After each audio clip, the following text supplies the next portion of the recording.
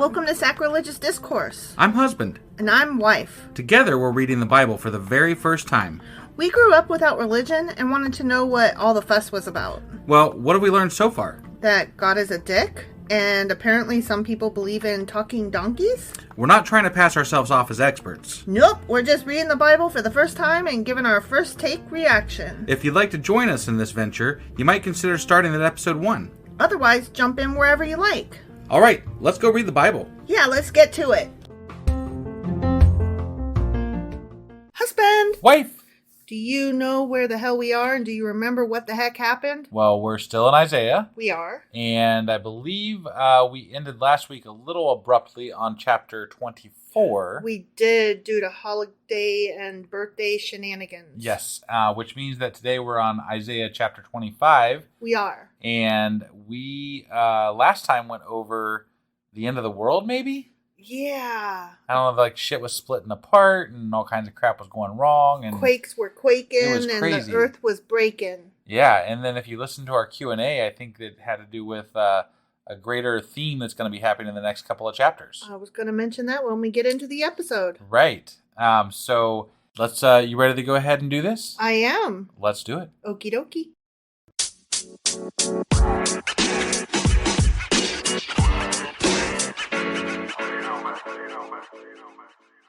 Okay, so we're going to hop into chapter 25, but as you mentioned in the intro, I just want to start before we jump into chapter 25 and mention that in our Q&A, we did find out that chapters 24 through 27 of Isaiah are part of one unit of prophecy that is sometimes called the Isaiah Apocalypse. Correct. Yeah. And boy, 24 really was a great introduction to that. It was. Because there was an apocalypse coming. Right, and I kind of referenced it. I said in the Q&A that we did, I called it a Revelations Light. A Revelation Light, sorry. Yes. Single Revelation. And it does seem to be part of that cohort. Yeah. So, all right, with that being said, let's jump into chapter 25. Okay. Yep. Lord, you are my God. I will exalt you and praise your name. For in perfect faithfulness, you have done wonderful things planned long ago. Okay. You have made the city a heap of rubble. Awesome. I love it when my plans involve making cities heaps of rubble. Right? It's good times. The fortified town a ruin. Okay. Nice. Yeah. The foreigner's stronghold, a city no more. It will never be rebuilt. I mean, this is great stuff happening, right? Yeah, good job, God. Very excited about God here and the things that he do. Yeah. Okay. Therefore, strong peoples will honor you. Because I know I'm always excited to praise and exalt somebody who is destructive and shitty and murderous. Yeah. You? Yeah. You? No. Oh, yeah, opposite. Right. Cities of ruthless nations will revere you. Okay. I don't think revere is the right word. Again, they're using love and reverence in exchange for the word fear. Yeah, well, it's been that way all through the Bible. I know. I just wanted to point it out that fear is not the same thing as love or reverence. No, not in any way whatsoever. Yeah. You have been a refuge for the poor. A refuge for the needy in their distress. Unless they were in one of those towns that he destroyed. Right, Yeah. in which case fuck off and die. Yeah, right. Yeah. A shelter from the storm and a shade from the heat. You were so awesome, right? I mean, this God is so awesome and fun and great and good. Yeah, if he didn't kill you. Right. Right. For the breath of the ruthless is like a storm driving against a wall. Okay. And like the heat of the desert. So it's bad. It's not. It's so the breath of that seems fruitless to me. Well, he's saying the breath of the ruthless. God is ruthless. Isn't that great? I love a ruthless God. Yeah, but he's saying the ruthless worship him and like him, and he's saying that their breath is the same as. I'm not quite understanding what they're trying to get at here. The breath of the ruthless, the breath of God, is like a storm driving against a wall. and like the heat of the desert. Okay. Are you It's sure about that? Because I thought he was saying that the ruthless like God, and that so they were just saying something. no, Okay, all no. He's right. saying you've been a refuge for all of these needy people. And the breath of the ruthless is like a storm. He's calling God ruthless. Okay, all right. And like the heat of the desert. You silence the uproar of foreigners. As heat is reduced by the shadow of a cloud, so the song of the ruthless is stilled. Maybe you were right. Yeah. Oh, okay. You had said something about them earlier that wasn't in Mm. reference to God, and then yeah. Who could So know? God's a dick, so anytime they're like, God is a dick, I'm like, you were talking about God just then being a right, dick. right. But no, not. Yep. On this mountain, the Lord Almighty will prepare a feast of rich food for all peoples, a banquet of aged wine, the best of meats, and the finest of wines. Yum, yum, Sounds yum. delicious. On this mountain of food and wine. That sounds like my heaven, you know? Yeah. On this mountain, he will destroy the shroud that enfolds all peoples, the sheet that covers all nations. Okay. He will swallow up death forever. I don't need to live forever, honestly. Right. Just yeah. a long while would be nice, but I don't need forever. I'm not greedy. Yeah. And is this still? Well, I guess this is where people. Okay.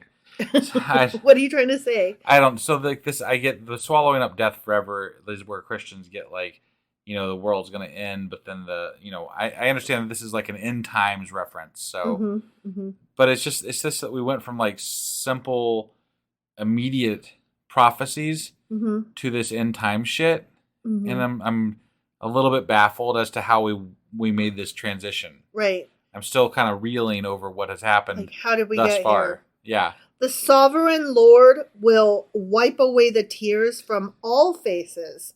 He will remove his people's disgrace from all the earth. The Lord has spoken. That doesn't sound as good as it sounded. Right. Like, yeah. This means we're all going to die, I think. That's the way I'm taking this anyway. Okay. All right. I'm with you. Yeah. In that day, yeah, they will say, surely this is our God. We trusted in him and he saved us. I mean, he killed a lot of people, but fuck, man, he let me live. Yeah. Awesome. Right. This is the Lord. We trusted in him. Let us rejoice and be glad in his salvation. I'm so excited that I get to live amongst the rubble. Right. The hand of the Lord will rest on this mountain, but Moab will be trampled in their land. Yeehaw! As straw is trampled down in the manure. Damn. Love me some murder and mayhem. Right. They will stretch out their hands in it, as swimmers stretch out their hands to swim. God will bring down their pride despite the cleverness of their hands. He will bring down your high fortified walls and lay them low. He will bring them down to the ground, to the very dust. The end. Okay. Fuck you and die unless you're me, and I get to live and you get to die. Yay, yay, yay. God is great. Well, and even that like what he's talking about is very hard to follow because some of it sounded like he's killing everybody and taking everybody that he likes to heaven. And some of it sounded like, no, you guys are going to be okay. We're just going to trample Moab.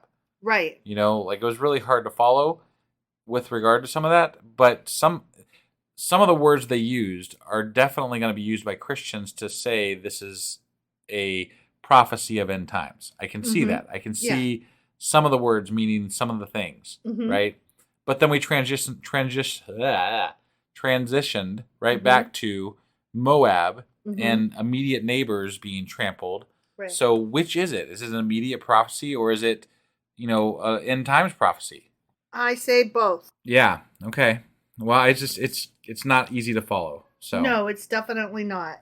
All right. Well, that was Isaiah chapter 25. And part of the end times Isaiah apocalypse. Right, which also might also be just an immediate thing that's happening to Moab and things, the other people that God doesn't like, and he's in the immediate vicinity of right geography and history, just with stronger words.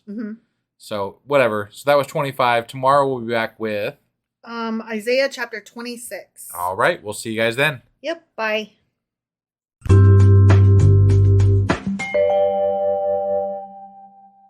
Husband. Wife. Do you remember where we are and what we're doing and what happened and how we got here? Well, we just finished Isaiah chapter 25. We sure and did. In that chapter, it seemed like the whole world was going to end, or it might have just been Moab. I'm not really sure. One of the two was going to happen, maybe, possibly. Sure.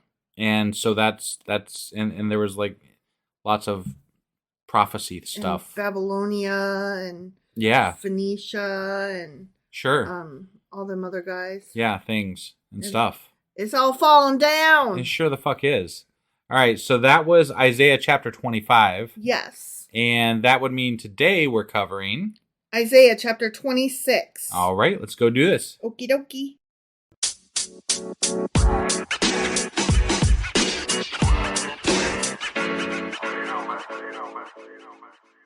Okay, so here we are jumping into Isaiah chapter 26. Okay. Are you ready for this? I am ready as I'll ever be. In that day. That day, yes. You know, that day. The one, yeah. This song that I'm about to sing for Jesus you Christ. will be sung in the land of Judah. Oh, okay. We have a strong city. We built this city. God makes salvation its walls and ramparts. Open the gates that the righteous nation may enter, the nation that keeps faith. You will keep in perfect peace those whose minds are steadfast, because they trust in you. Okay. Trust in the Lord forever, for the Lord himself, is the rock eternal. Okay. This is so as New opposed Testament. to the faux Lord. Is there like not the Lord himself? The other Don't lords. trust in that Lord. The Lord himself, that's the one, not the other one. All the other lords yeah. and ladies. Right. He humbles those who dwell on high. He lays the lofty city low. He levels it to the ground and casts it down to the earth. Feet trample it down. Whee! The feet of the oppressed. The footsteps of the poor. Stomp, stomp, stomp. The path of the righteous level. Do you know, I have to interject here for just a second, because he always, whenever we're talking about destruction and those who are lifted up, right? Mm-hmm. They're the poor, they're the trodden upon, they're the the lesser than, right? It just feels to me like maybe these are uprisings of people who've been shit on for way too long, and that happens pretty much throughout history. You mean kind of like currently with all the strikes? Well, yeah, I mean, unions? Take anything, I mean, there's been countless times where poor people or people that have been shit on have rose up and said, no, fuck you. Right. Yeah. I mean, it doesn't take God. It takes people that have had a fuck enough. Yeah. Yeah. That's all. People that are like, you know what? The righteous is not level. We gonna level it. Right. Women's gonna take the vote and we gonna have it. Sometimes, powers that be leave you no other option but to fight back. Yeah. And I don't think that this is God so much as just people. People don't like being shit on, go figure. Right, yeah. Imagine. I can't. Imagine that oppression sucks for a minute. Yeah. And that people don't want to do it. Right, and have it on them. Yeah. Huh. Sorry, I had to throw that out there because, it's always the same story. Mm-hmm. And I'm like, but that doesn't mean, that's not God. That's people rising up. Yeah. That's all. Exactly. The path of the righteous is level. You, the all caps upright one. Okay, so these are the good ones with God, the right? Good ones. Yeah, the good ones. Make the way of the righteous smooth. Okay. Smooth. Let those oppressed people walk a good. Is there a difference, I wonder, now. between righteous and upright? So the ones that are upright make the path smooth for the righteous. Mm-hmm. So are the righteous slightly different from the upright? Yeah, the upright are the ones that are not only followers of God, they're also rich. The righteous are not capital letters. So that means they're poor. They're still followers of God, but they're oppressed. They're poor. Okay. Yep, they're merely righteous. Yes, Lord, walking in the way of your laws, we wait for you. Your name and renown are the desire of our hearts. My soul yearns for you in the night. Oh, man.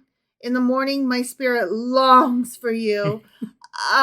When your judgments come upon the earth, the people of the world learn righteousness. I just have to, for the record, I hate that. I'm just reading what it says. No, not the moaning and the groaning. And it says there was longing. I was just trying to add a little bit to you sure did. Let that longing be understood. Yeah. And artistic license, question mark? Yeah, okay. All right. I was just interjecting my opinion there, that's all. Let an artist work here. Oh, okay. Is that what's going on? Mm-hmm. All right. But when grace is shown to the wicked, like what just happened right now when I was showing grace to you, the wicked. I am the wicked one? You're the wicked. You were not letting me be my creative person. Oh, I totally did. I just commented afterward. Yeah, that was wicked. All? That was wicked? It was wicked. Okay, all right. And I was showing grace by not arguing with you and just saying, well, let an artist create. Okay, all right, yeah. So, but when grace is shown to the wicked, they do not learn righteousness. See, it doesn't I guess matter. I didn't learn. It doesn't matter what I do with you. You're always an asshole.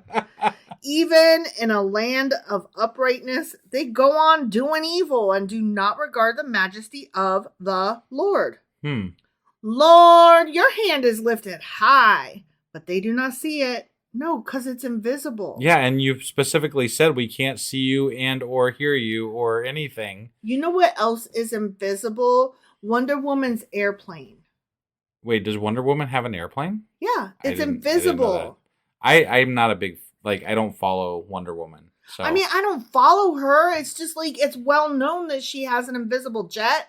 She's got like her lasso of truth. Okay. All right. Are you familiar with any of this? I'm familiar with the lasso, yeah. Okay, what about her like wrist cuffs? Like she clinks them together and I don't know, something good happens? Yeah, I mean, I know about that. But you don't know her I don't recall the airplane? invisible airplane, no. Oh my God. I'm sorry. I feel like I have to apologize on your behalf. Sorry, world. Yeah. Sorry that husband did not know about that invisible airplane. I'll get over it. Wow. Let them see your zeal for your people and be put to shame. Let the fire reserved for your enemies consume them. That's a nice way of saying, go to hell, motherfuckers. Yeah. You so evil. It's a unique way of saying that, actually. Like, normally it's so much more dumb sounding when people say, go to hell. Go to hell. Yeah. I'm going to say, let the fire reserved for your enemies consume you. Yeah. No, I like that a lot better. Like, I would actually be impressed if somebody said that on Twitter or something, you know? No, I would be like, somebody read Isaiah. Lord, you establish peace for us. How does he establish peace for us? All I've seen this whole fucking book is war. Yeah, well, he establishes peace by killing everybody. That's not peace. I mean, it is after you kill everybody. No, because there's still people left, and they come back and they get you. Right, but then you kill them too, and then you got more peace. And it's war. It's never peace. There's never peace. But there's never peace. Briefly after you kill all the people, you know? No. I'm just saying. There's never peace, not even briefly. All right. I don't buy it. Okay. All that we have accomplished, you have done for us. Okay. False. Right. False. Yeah. Because I'm trying really hard to learn Latin, and I gotta tell you, God's not helping. Anytime I remember something, I'm taking fucking credit for that shit. Well, yeah. Because I am not good at memorizing things. But they would say you're one of the evil ones. You're not recognizing God's help. That's what they would say. Well, and I would say I don't recognize that. Right. Get the fuck out of my house. I'm trying to study. Sure. Why are you arguing with me? I agree with you. That's what people like. There's this whole like belief that you people think that you have to accept God into your heart in order to be able to see God or feel God or know God. And I'm like, what does that even really mean? Like, I don't understand what you want me to do here. It doesn't mean shit to me. I have gone through times in my past when I was younger when I really wanted to understand what this is. And I feel like I was like, okay, I'm willing to, believe here. Like, what's going on, man? Show me something. Flip my switch. Like, do help me out here. Yeah. And I never felt anything. I never got anything. And I know lots of people who are ex-Christians who tried way fucking harder than I did. That never felt like they would say that they did have moments where they felt the touch of God. But in retrospect, they would say, but that was something else. That was the fervor of the moment. That was, these things that happened that where I was surrounded with this idea, Right. Or it was a moment of appreciating beauty that I didn't need God for. Right. You can look at them through different lenses. It doesn't require a God. And when you're indoctrinated into these beliefs, you have a hard time seeing outside of that bubble that you built for yourself, and you just can't see it any other way. I have a friend who he literally told me, I have felt the touch of God, and I was like, what did that feel like? Right. And he thought I was being a smartass. No, like, and I'm like, seriously, we want to know, like, what do you mean by that? Like, I'm not being a smartass. I am like, are you saying you felt the touch figuratively or literally? And was it like a fist? Was it a feather? Was it a finger? Was it on your nose? Like, I sound like I'm being a smartass. And I grant you that sometimes I am being a smartass. But like right now, I'm literally asking, what do you mean by that though? Yeah. I don't know what you mean. Like, when you say you felt it, does that mean that it was just an emotion was stirred? Because right. I have emotions stirred in me all the fucking time. Well, and that's just it. I've never heard a satisfactory answer to that. I've never heard one that I'm like, oh, really? That's interesting. Not one that makes me think I'm going to re-examine my beliefs. I've never heard an answer that made me think anything more than you're interpreting it a different way that involves a God that you believe in already. I mean, okay, here are things that I have quote unquote experienced. Sure. Okay? Yeah. And I say experienced because I can describe them physically and they don't involve God, but they were cool nonetheless. Right. Okay? Yeah. So I went to this art women's retreat thing. Yes. And there was a lot of like hooky New agey bullshit. Yeah. Yeah. Like I really enjoyed being around other creative people. I didn't get so much into like the yoga and meditation, which no shade on that. Yoga and meditation is good for a lot of people. Sure. Okay. Yeah. It just like that's not what I was there for. Yeah. But there were a couple of instances where we did some really, really cool things. Like one time we stood in a circle, we were all holding hands and we all just like hummed at a different like tone. Yeah. And over the course of time, our hums like kind of evened out. Like somebody who had started out high eventually came down and somebody who had started out low eventually came up, so that like there was this just one solid tone that we all struck. Right. And that was really cool in, I wouldn't call it a magical phenomenon, just in a, like, you could feel the vibration of like when you have a cat purring on you kind of thing. Right, yeah. Like that. It wasn't magic. It was just like. Right. But if you brought into that moment a belief in something more than yourself, it could mean way more. Sure. Like it could mean something different. There were people like talking about the goddess. Like that was a big thing that weekend. And like I'm no more into the goddess than I am into God. Right. Because to me it's just all different forms of magic and I'm just not into magic. I see a lot of the New Age stuff as more of like a meditation type thing, more of a like retreating within your mind, within yourself, within your, just letting yourself experience things, right? Like being in the moment, being present, that kind of thing. Yeah, which I have no doubt that people experience powerful things when they are, especially in a group like that, Mm-hmm. and doing things to channel different energies.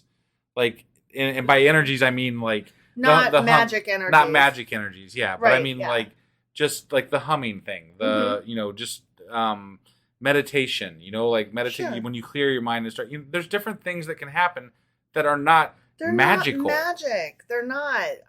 I'm sorry to tell you. Like somebody that's sitting for an hour in prayer and walks away feeling relaxed. Like I hate to tell you this, but what you just did was meditation. Right. And yeah. that's fine. Yeah. I'm not making fun of you for it. It's great. But you'll have to excuse me for calling that what it is. It's Right. not God, it's meditation. Yeah. And if you didn't walk away from it relaxed, you did it wrong. Right. Because sure. if you're just laying there praying or meditating or whatever the fuck you want to call it, where you're getting in touch with your, inner self. Yeah. Yeah.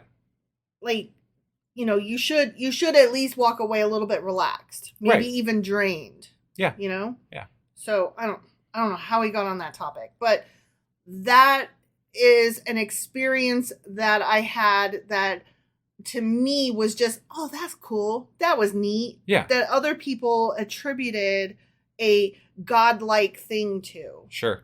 And so I can just only imagine what a church experience must be like. And would somebody else have said, I felt God in that moment. Right. And is that what you mean when you say I felt God? I mean, based on what I have heard people talk about, I think that about sums it up. Yeah.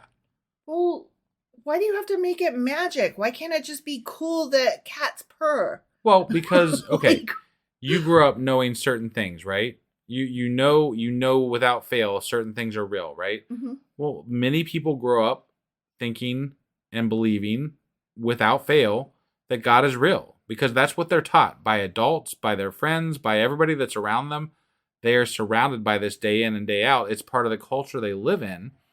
And they've had it so confirmed it's to as them. real as anything else that you could point out to them because it's something they've believed all their lives and will continue to probably believe most of the time unless they do find their way out. And that's why we shouldn't be assholes to people who are actual true believers because they just don't know any better. I'm never mad specifically at a believer. What I'm mad at is the things that they do that affect me. Mm-hmm, mm-hmm. And that's where I always draw the line. It's where I always will draw the line. And, if I'm fine with you having a personal belief, these are personal beliefs that you have. This country is a free country. But we're allowed to have those beliefs. It makes me wonder, like, if they walked away from an experience like that, to them, that's not a belief. That's a fact that happened. Sure. So I could understand I'm just kind of like processing this thought out loud. I'm thinking out loud. But this is where you have to have that argument with them. That's fine. But if you want to make this a fact, you have to prove it.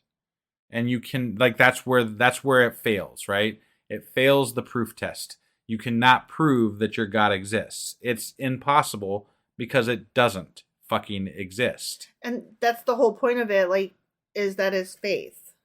Right.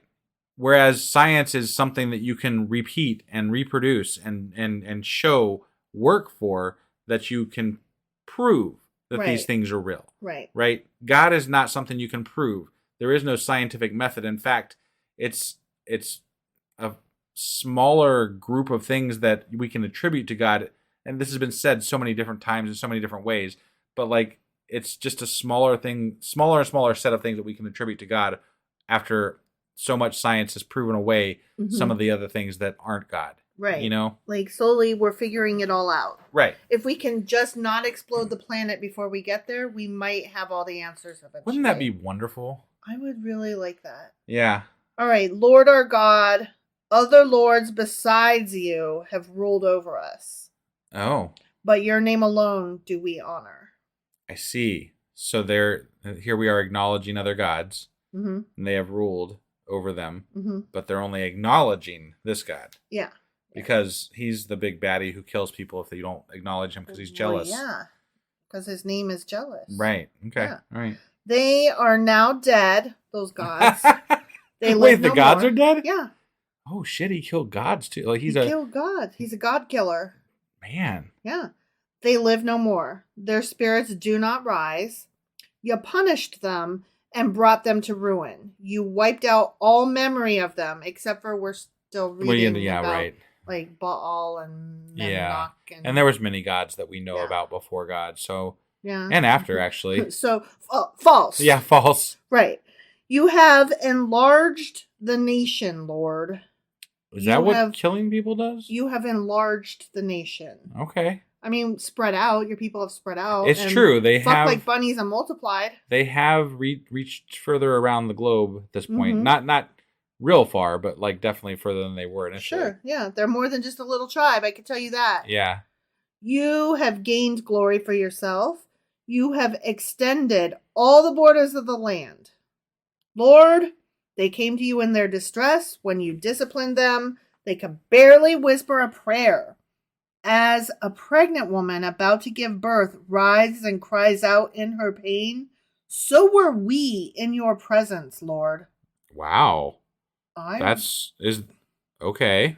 I was not ever like that. Of course, I don't believe I was ever in the presence of God, so. Right.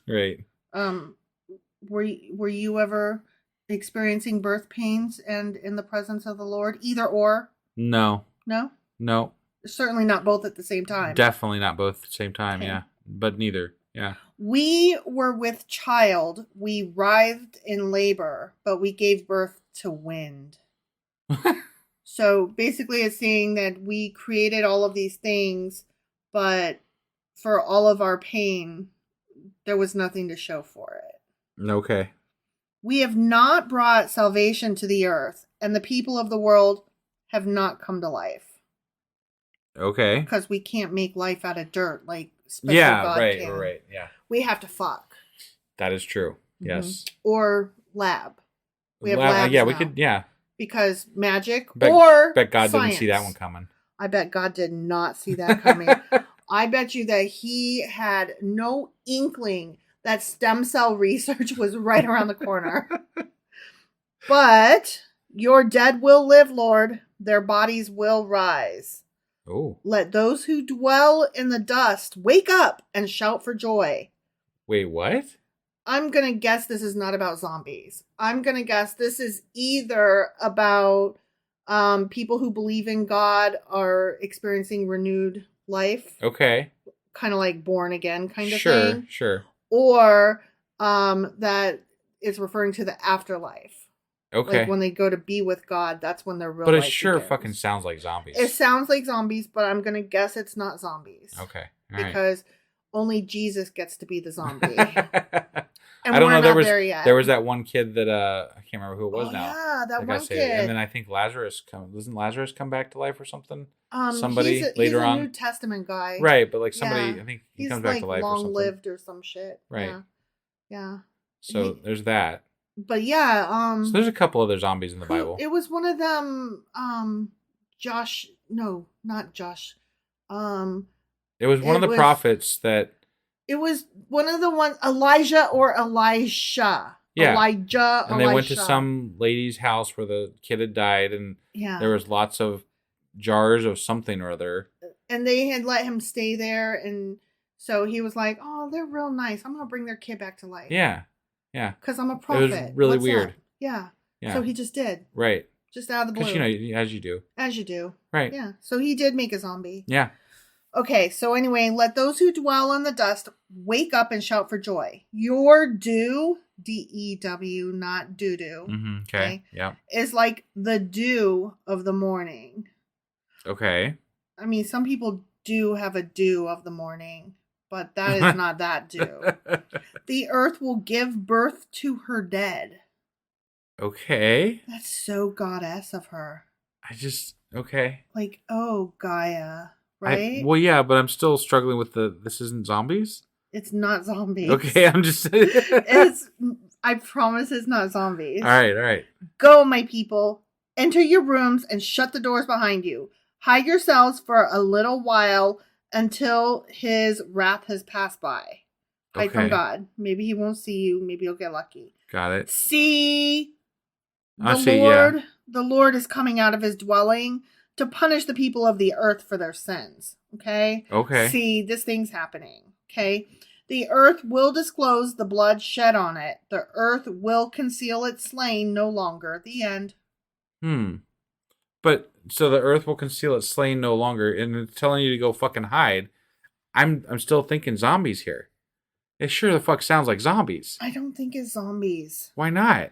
Why like you love zombies? I mean, you hate zombies, but you love zombies. I love me a good zombie story, but I'm so terrified of zombies. There's a lot of like coming dead people from the dust, and the earth will, what was it, reborn something or other? The earth will disclose the blood shed on it. The earth will conceal its slain no longer. Right, like zombies are fucking coming. Hide in your goddamn room until they're gone because God's pissed off. All right, fine, zombies. I'm just fucking zombies, right? Okay, zombies. Goddamn God zombies. Okay, so Isaiah chapter 26, zombies. Yeah, totally.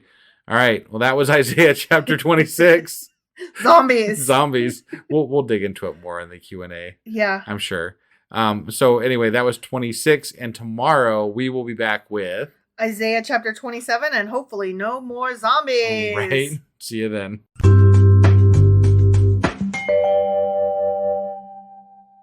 Husband. Wife. Do you know where the hell we are and what the hell we're doing? Well, we're in Isaiah. We are. And we just finished Isaiah chapter 26. We did. Which had fucking God zombies in it. And I loved it. It was great. It was awesome. I don't think they were zombies. They were fucking zombies. But I appreciate your enthusiasm. I am very enthusiastic about God zombies. It's amazing. What about non-God zombies? I mean, any zombies are pretty cool. Yeah, I think so too. Not in real life. I don't want to see zombies in real life. But like fictional zombies and God zombies are all right. I swear to God, we're going to have zombies in our backyard one day. No zombies. And we'll put up a sign that says no zombies. That'll keep them away. Zombies can't read, asshole. Why not? Who says they can't read? There's all kinds of fucking zombies out there. Maybe we'll have the reading zombies and they'll be like, yeah, we're going to leave them alone. They've got a no zombies sign. I guess it depends. What do you mean by zombie? Like, do you mean the living dead who cannot think and therefore cannot read? Do you mean the medically altered living, like from 28 Days Later? Do you mean, I don't know, like, do they still have brain, like, what makes them a zombie? Do they eat people? Yeah, sure. Because if they can read, but they eat people, their reading ability is irrelevant if they're just coming to eat people. I suppose you're probably right, yeah. I am absolutely right. I have given a lot of thought to zombies because they terrify me. You really have. Like, we'll be outside, and they'll be shuffling somewhere over in the distance, and you'll be like, is that a zombie? Giving away my secrets. It's true though. I am so fucking scared that zombies will be real one day. Even though I know that there's no such thing as zombies. Yeah, right. I know this. So anyway, yesterday we read Isaiah chapter 26. We did. Which means that today we're going to be getting into Isaiah chapter 27. All right, let's do this. Okie dokie.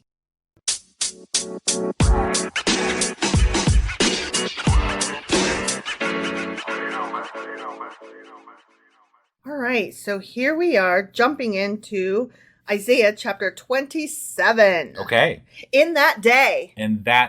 You know. It's always that day or during those times. Yeah. It's just so fucking vague. Once upon a time. That's what it reminds me of. Yeah. The Lord will punish with his sword. Okay. Okay. So once upon a time, the Lord will punish with his sword. Not an iron sword, though, probably. His fierce, great, and powerful sword. But you're right, not iron. Yeah.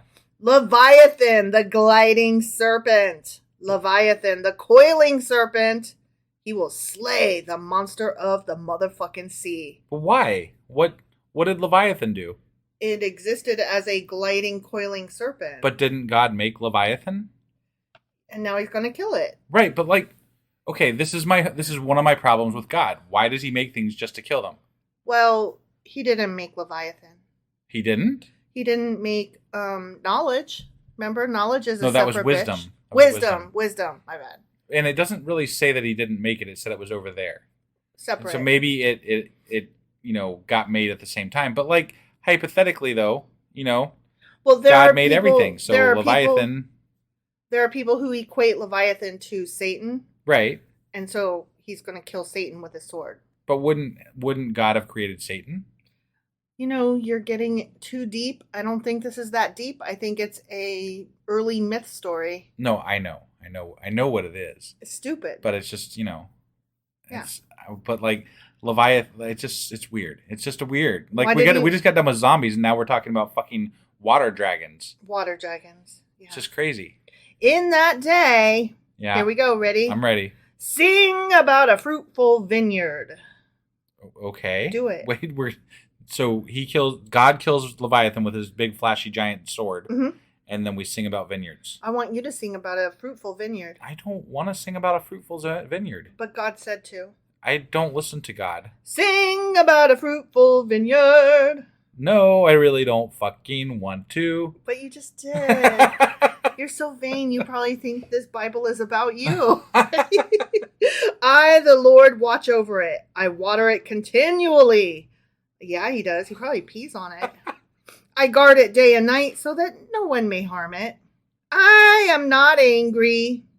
Wait, how did we go from killing Leviathan to this? We're done with that now. Okay, all right. Keep up. So he's protecting the vineyard. And he's not angry. And he's not angry. Even though he really is the angriest like, God I've ever read about. That was such a bullshit, they gave no time to what they did. Like, they killed Leviathan and just like, and moving on. Yeah. That was it. This is not a story that appears... I feel really bad for Leviathan. Like, you're this big, giant monster that existed sort of in the Bible, and then it's just like, I'm gone now. I mean... God killed me. He was also in Job and in Psalms. Yeah. And he wasn't given much measure there as well. I know, but Leviathan. Right? So anyway. If only there were briars and thorns confronting me, I would march against them in battle. I would set them all on fire. Oh. Or else let them come to me for refuge. Let them make peace with me. Yes, let them make peace with me. Okay. That's his song. So this is like him protecting his people, mm-hmm. and he's gonna save them from people that are trying to fight them. And Leviathans. And Leviathans, yeah. Sure. Yeah. Okay. In days to come, Jacob will take root. Israel will bud and blossom and fill all the world with fruit. Yay! Now Israel's doing good again, apparently. No, it will do good again. Will do good again someday, sometime. Mm-hmm, mm-hmm. Has the Lord struck her as he struck down those who struck her? Meaning... I'm sorry, what? Okay, so you know how the Lord struck like other places? Yeah. And he was like, boom, you suck. Boom, you suck too. Right. Right? I thought one of those places was Jerusalem, though. But that's the question. Has the Lord struck down her, as Israel, as much as he struck the other places? Oh, I see. So he struck, but just not as much. Right. He's like, I let you guys sort of survive. Remember the remnants. You guys only sort of suck. Remember how we covered that a while back? Yeah. Israel only sort of sucks. It sucks less than the other sucky people. Right, yeah. Yeah. Has she, Israel, been killed as those were who killed her? I mean, ask the ones that are dead. Right? By warfare and exile, you contend with her. With his fierce blast, he drives her out, as on a day the east wind blows. You blow. By this, then, will Jacob's guilt be atoned for. And this will be the full fruit of the removal of his sin, when he makes all the altar stones to be like limestone crushed to pieces. No Asherah poles or incense altars will be left standing. You know, they keep saying that, like, over and over and over again. And yet we keep having Asherah Asherah keep having poles, to talk about them. particularly the Asherah poles. Right? Yeah. I actually want an Asherah pole in my backyard. I mean, right? Because he's tried so hard to get rid of all these things, and they just keep being there. And he's like, you guys are all going to forget about those. And I'm like, I didn't, though. Right. And I really want one. And now with mentionitis in the Bible, we kind of want one. Like, not to worship or anything. No, just to fucking have it. Just for the fuck of it. Yeah. We have an Asherah pole. Yep. What you gonna do, bird? I mean, right? Yeah. The fortified city stands desolate, an abandoned settlement, forsaken like the wilderness. There the calves graze, there they lie down, they strip its branches bare. When its twigs are dry, they are broken off, and women come and make fires with them. For this is a people without understanding. So their maker has no compassion on them, and their creator shows them no favor. Are we talking about non-Israelites here? I'm assuming? I don't know. Okay. Sounds like maybe. Right. In that day. That one. Once upon a time, the Lord will thresh from the flowing Euphrates to the Wadi of Egypt. Remember, a wadi is a body of water. Okay. Yeah. Okay. Yeah. And so that's like... That's a big amount of space. So, Yeah. like, that's, from over and, like, yeah. That's a big amount of space. So. And you, Israel, will be gathered up one by one. And in that day, a great trumpet will sound. Those who were perishing in Assyria and those who were exiled in Egypt will come and worship the Lord on the holy mountain in Jerusalem. The end. Oh, so he's sounding the trumpet, bringing everybody home. And, and people apparently, like he said that other people, they could choose to not fight and choose to worship him, I guess. Yeah. So they're allowing people in at this point, maybe, sort of.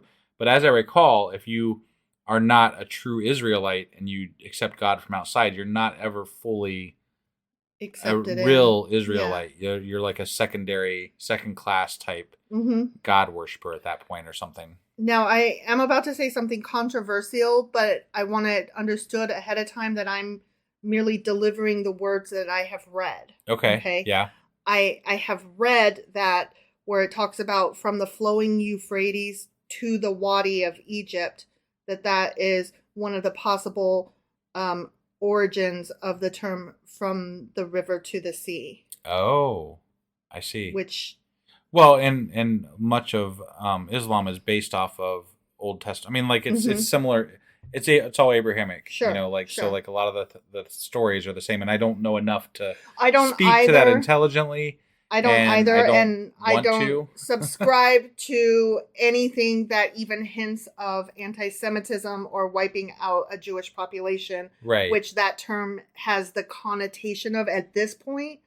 Whether that's what it originally meant, that is now how it is perceived. Sure. So that's why I prefaced my statement with, that is a controversial thing to say, and I'm merely delivering what I have read.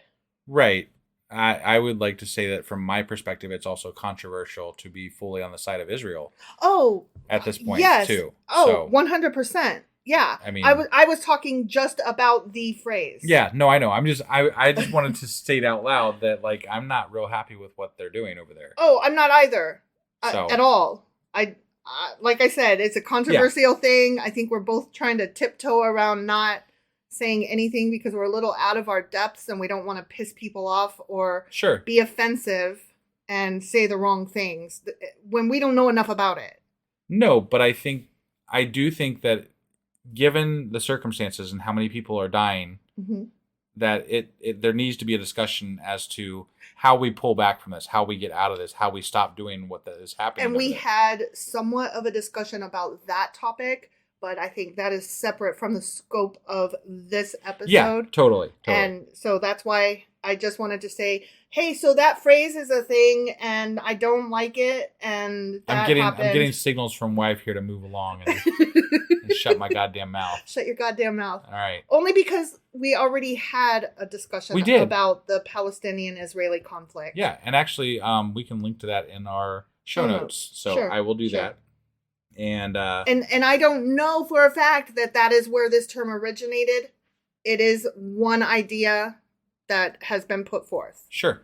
Okay. Well, do you have anything else for us today before we get out of here? That is not a thing that I want to talk about anymore. Nope. Okay. I am completely 100% done now. So that was wow. That was Isaiah chapter 27. It was. And tomorrow we will be back with Isaiah chapter 28. Run away, flee. All right, we'll see you then. Bye.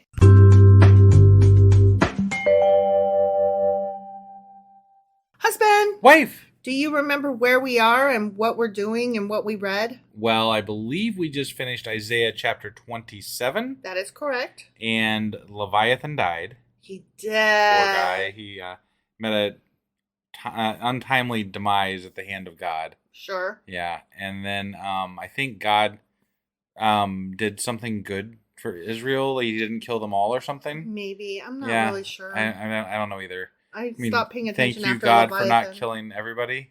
Sure. I guess. If you say so. I mean, whatever. Something about grapes. Dude's kind of a dick. Oh, totally a dick. Yeah. Anyway, so that was Isaiah chapter 27. Sure as fuck was. Which means that today we're going to be getting into Isaiah chapter 28. Let's do this. Okie dokie.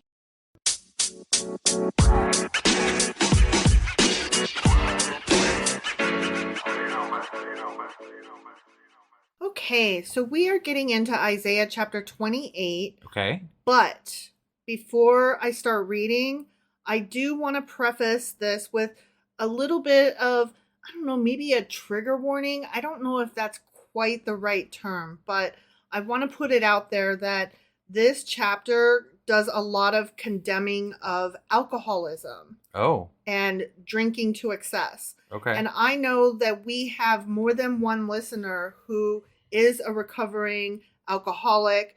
And so this might, I don't want anybody to hear this chapter and feel like we are condemning that state, because alcoholism is a disease. It runs in my family, and the condemnation that comes forth in this chapter is like, you suck if you drink. Right. And I'm like, right. You know what? Fuck you. No, that's not correct. That's not the way to treat people with addictions. That's also not to say that you shouldn't try to seek help.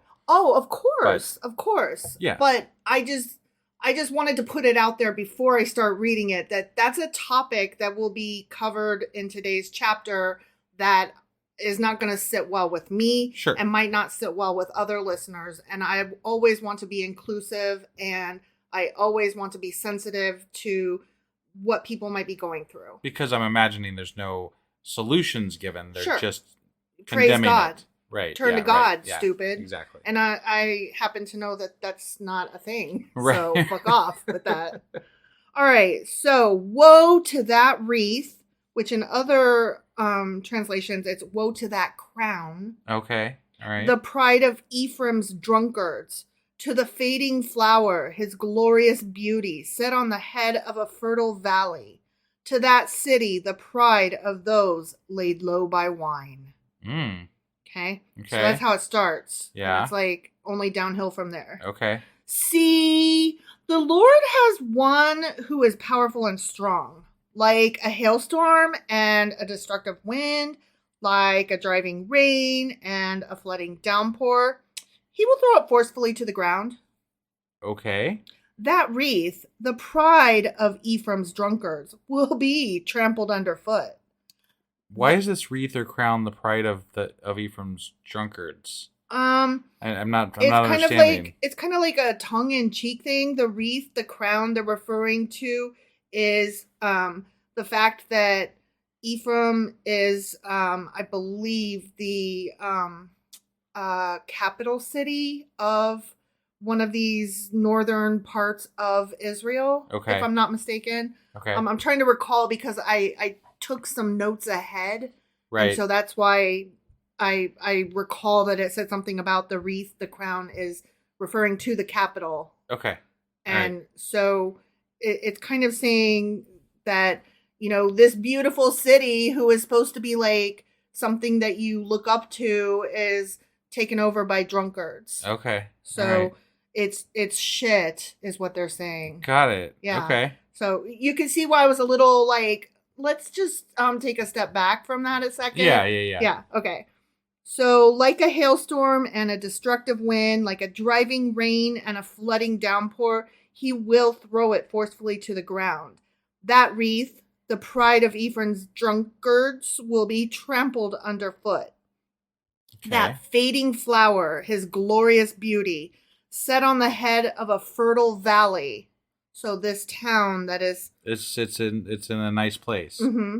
Okay. Set on the head of a fertile valley will be like figs right before harvest. As soon as people see them and take them in hand, they swallow them. So that has to do with like instant gratification. Got it. Okay. Okay. In that day, the Lord Almighty will be a glorious crown, a beautiful wreath for the remnant of his people. He will be a spirit of justice to the one who sits in judgment, a source of strength to those who turn back the battle at the gate. The battle being... this is the people that are judging those who are drunkards and those who managed to use God to beat being drunk, I guess. Yes. Okay. Correct. This is a really weird chapter. Yeah. Like, I mean, why do we need a whole fucking chapter about how shitty drunkards can be, I guess? Well, it's really, I mean... I also protest the use of the word drunkard. Like, yeah. Oh, you drink alcohol to excess? You piece of shit. Right. Like, No. Whoa. Yeah. Calm your tits there, God. I agree. It's just really weird. Like, of right? all the things that we could... I guess they condemn a lot of things, but this just seems so... A whole chapter about it is just like, geez. Right. Like I said, I mean, Leviathan's death only got like a couple sentences. right? So, I mean, kind of pissed off here. Right? And these also stagger from wine and reel from beer. Priests and prophets stagger from beer and are befuddled with wine. They reel from beer. They stagger when seeing visions. They stumble when rendering decisions. Hold on a second. Prophets? Prophets speak for God. They apparently talk to God. Prophets and priests are drunkards in this town too. Right. No, I understand that. But if God is referring to these people as prophets, these are God's people who are also drunk. Yes. And which is bad. So why are they prophets? Because even though they're drunk, they still give prophecies. But correct ones, because God has to give them. Well, apparently, yes. Okay, I'm. Otherwise, they would be killed. This right? just seems dumb. It seems backwards. Yeah, like if your people are problematic, then they shouldn't be considered your people. Then, right? Right. Well, I mean, like if they're not actual prophets of God, then you would say that they were false prophets, right? That would be the correct terminology there. Yes. But no, you're calling them prophets and priests. Priests, which lends to the fact that they are communicating with God. And if they're communicating with God, that means that God hasn't condemned them fully because he's still communicating with them. With them, yes. So he's like saying, hey, you know how I talk to you? Stop being an alcoholic, though. And I'm like, but how about don't reward them then? I don't know. Yeah, don't you stop talking. Like, if this is really a problem for you, right? Yeah. Don't you just stop talking to them at that point? Or, I don't know, flip a switch and, like, soften their hearts. Right, yeah. Stop having them have this Make them affliction. hate alcohol all of a sudden. Right? I'm sure you can do that. You're God. All the tables are covered with vomit, and there is not a spot without filth. Fuck. This town is doity. That's disgusting. Right? Yeah. Who is it he is trying to teach? To whom is he explaining his message? To children weaned from their milk? To those just taken from the breast? For it is, do this, do that, a rule for this, a rule for that, a little here, a little there. Very well then, with foreign lips and strange tongues, God will speak to his people, to whom he said, this is the resting place. Let the weary rest. And this is the place of repose. But they would not listen. Okay. So then the word of the Lord to them will become, do this, do that, a rule for this, a rule for that, a little here, a little there. So that as they go, they will fall backward. They will be injured and snared and captured. So I'm assuming this is to say that God is basically saying maybe that they're taking his words too literally, or that they're only seeing the punishment side of things and not the full message. See, I don't know. The way I was taking it was he was saying, the more that you misbehave, the more that I have to make little rules, and then further little rules, and then even more little rules. Okay. I don't know if that's right. I mean, that could be That's just the way I was taking it. Okay. You're not paying attention, so I have to tell you, okay, do this, and then I have to tell you, do that, because you're not. So is following. he basically blaming the entire book of Leviticus on drunkards? Then is that? That's what it sounds like, right? Therefore, hear the word of the Lord, you scoffers who rule this people in Jerusalem. You boast, we have entered into a covenant with death. With the realm of the dead, we have made an agreement. When an overwhelming scourge sweeps by, it cannot touch us, for we have made a lie our refuge and falsehood our hiding place. Oh, okay. So, like they're literally telling God they made a covenant with death. Is Sure. that what's happening here? Like, I guess we'll die. I don't think that's not what I would say to God. No. Like if I thought I was talking to God, I would not say, "Hey, dude, we made a covenant with death, and so we can't be touched. So fuck off." Right? Yeah, that's not how that conversation would go. If you actually believe in God and you're talking to him, don't you be like, I have a serious problem. Please help me with it. Right? Also, if they're making covenants with death, they aren't putting a lot of stock in the power of God. Right. I'm just making an observation here. Just putting it out there. Yeah. As usual, your people are flaky. Yeah. Right? Because you're you are not showing yourself to be as powerful as you claim to be. Let's put this out there. Every time you pull away from your people, a few generations of them haven't seen you and don't know you, and therefore start to like believe in the things that they can see. Right. And so then you get mad at them even though you have been absent. Right. So maybe God be present in your people's lives and they will not fall away from you. Right, right. After all, as you continue to point out, we are but shitty humans. We are but born in sin and filth, dumb doo-doo brains, right? Yeah.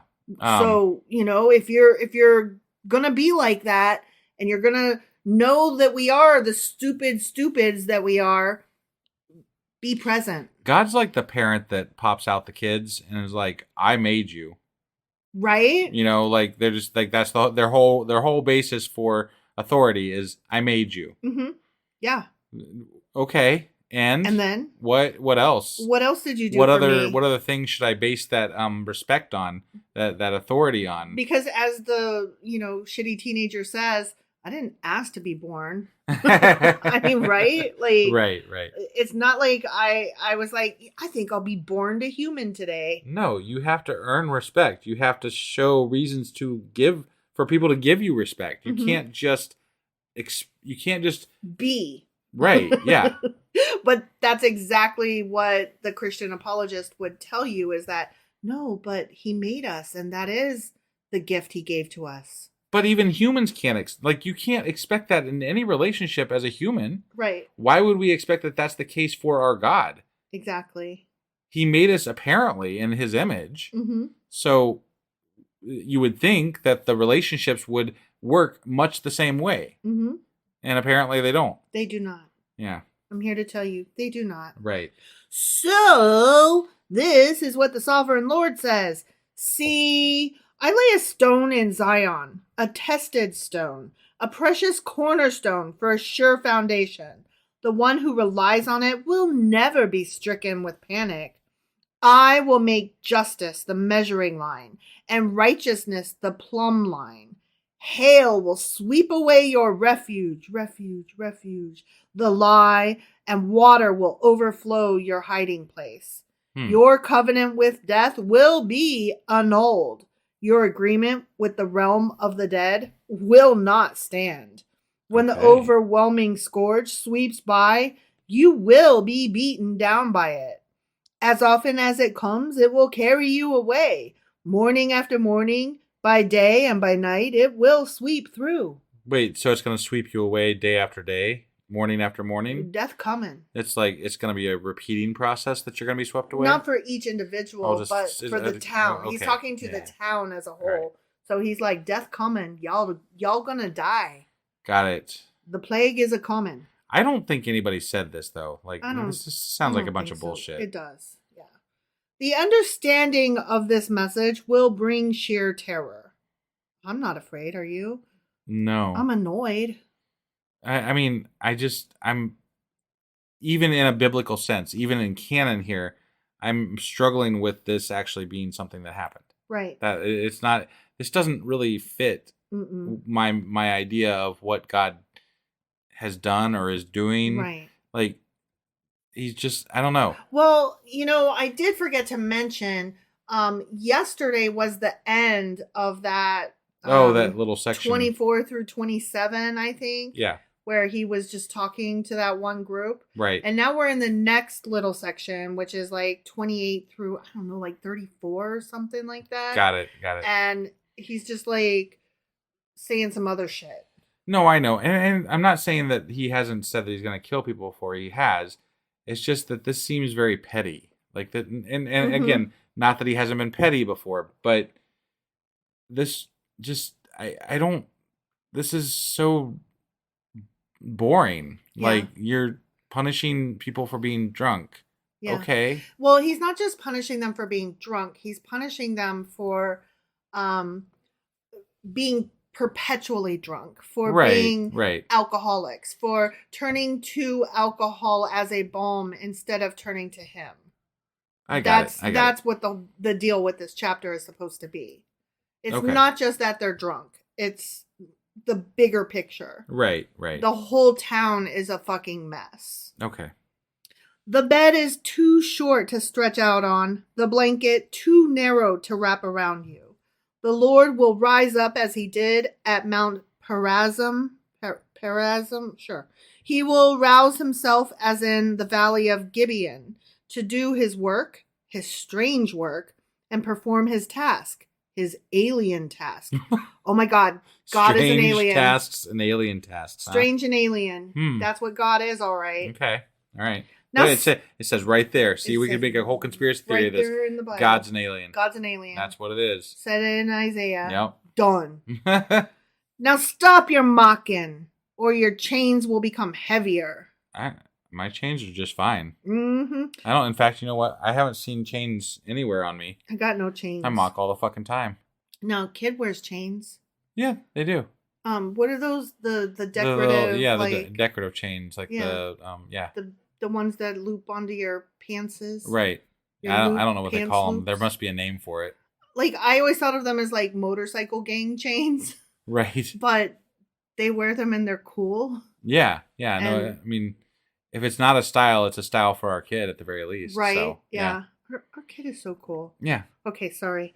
Anyway, stop your mocking, or your chains will become heavier. The Lord Almighty, to be specific, that one. Okay. has told me of the destruction decreed against the whole land. Because don't forget, I'm Isaiah saying all this shit. Right, yeah. Okay. Listen and hear my voice. Pay attention and hear what I say. All right, now this next part is a parable. Okay. So, and I say that up front because that's what the notes say. I know how much you love them, but it doesn't specify as you're reading this. We are about to read a parable, but my notes I saw, this is where that parable starts. Okay. Right, yep. When a farmer plows for planting, does he plow continually? Does he keep on breaking up and working the soil? When he has leveled the surface, does he not sow caraway and scatter cumin? Does he not plant wheat in its place, barley in its plot, and spelt in its field? His God instructs him and teaches him the right way. Wait, his God teaches him how to farm? Mm-hmm. Wow. Didn't you know? I didn't know God taught farming. I want to get in on that. Right? That's like a trade skill. Right? Yeah. I like that the specific things that are mentioned are caraway and cumin. Right. They must have been popular items, you know? Well, I don't like caraway. I don't. I think it tastes gross. But I have cumin is one of the spices that I use regularly. I don't know if you're aware of that. Well, there you go. But that one and like garlic salt and coriander seed. Sure. I love that. Okay. You know, coriander comes from the same plant as what is that stuff that you like? That stuff that I like. Mm-hmm. Cilantro? Cilantro. Oh, okay. Coriander and cilantro come from the same plant. Wow. One is the leaf and one is the seed. Okay. All right. Cool, right? Yeah. I didn't know that. And so we use those regularly. And tarragon. I love me some tarragon. Tarragon, take me away. And the other spice that I use regularly, I heard you. I ignored you. I know. Is celery salt. Okay. I love celery salt. Right. Okay. Anyway, caraway is not threshed with a sledge. Duh. Okay. Nor is the wheel of a cart rolled over cumin. Duh. Caraway is beaten out with a rod and cumin with a stick. Of course. Everybody knows that. Duh. Cool. Grain must be ground to make bread. So one does not go on threshing it forever. Even if you have a threshing floor. Okay. Okay. Yeah. So he's saying, you have to know the proper steps and tools and times. And apparently God can teach you these things. God will you just have to teach you sign these up for things. God Farming 101. Yeah. And God cooking classes is up too. The wheels of a threshing cart may be rolled over it, but one does not use horses to grind grain. No? I guess not. Okay. I didn't know. I doubt we use anything that they use to make grain these days. Because you know why? Because this ain't the fucking BCE. Right, That's why. Right. All this also comes from the Lord Almighty, whose plan is wonderful, whose wisdom is magnificent. The end. Okay? Okay. Got it? I have it. You know, it's Go on. He's very vain. This Oh, God. isn't he though? He thinks that he does everything, and they claim throughout this book that God does everything. Mm-hmm. And then if you don't listen to him, that you die. Right. That's just basically like the whole theme of the fucking book. Except that you die anyway, whether you listen to him or not. Right. No, I mean that's fair. And apparently you can be evil or good and live a long life, or you can be evil or good and die quickly. It doesn't really fucking matter. That's all happened at certain points in the book. Mm-hmm. And so basically people live and then they die, and they say there's a God. I say there's not. I guess we'll just, let it stand there. Mm-hmm. But I don't see any evidence thus far that points to any fucking God. Mm-mm. And I'm a little bit over this dude. He is a dick. He's a fucking asshole. He punishes people for stupid fucking reasons. He doesn't have any knowledge of how to actually people. Like, he can't function. Like, as a god, he's worthless. What really strikes me is that people hang on to this stuff as though it's still relevant. The way that Supreme Court justices hold on to originalist Constitution stuff as though the forefathers understood that the internet was going to happen someday. You know what I mean? Right. Like, people who talk about things from either 200, 2000, or 2 million years ago and say, nope, that's the way it was then, so that's the way it's got to be now. Right. That is so fucking asinine and backwards. Yeah. Like, there is nothing good and proper about that. No. I don't understand. Don't you want better? Don't you want to grow? Don't you want to learn? Don't you want more? I mean, I maybe that's what the New Testament's going to be. That's them growing and learning. I mean, that's what people tell me all the time. We haven't read it yet, so sure, I'll leave room for that possibility. But I'm a doubter. I'm going to tell you that. I am skeptical. I'm definitely not convinced. I'm not holding out much hope. Right. So anyway, we're just rambling on now about bullshit. So that was Isaiah chapter 28. It sure as fuck was. And we will be back tomorrow with Isaiah chapter 29. We'll see you guys then. Yep, bye.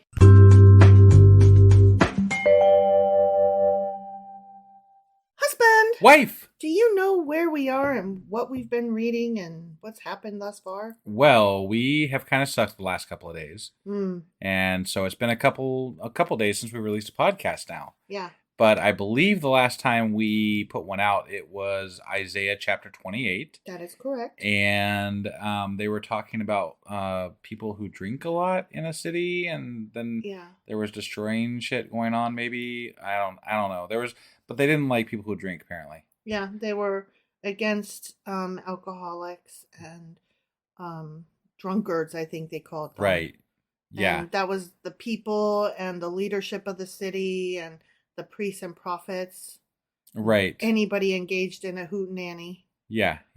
So that was Isaiah chapter 28. Correct. Which means that today we're going to be getting into Isaiah chapter 29. All right, let's do this. Okie dokie.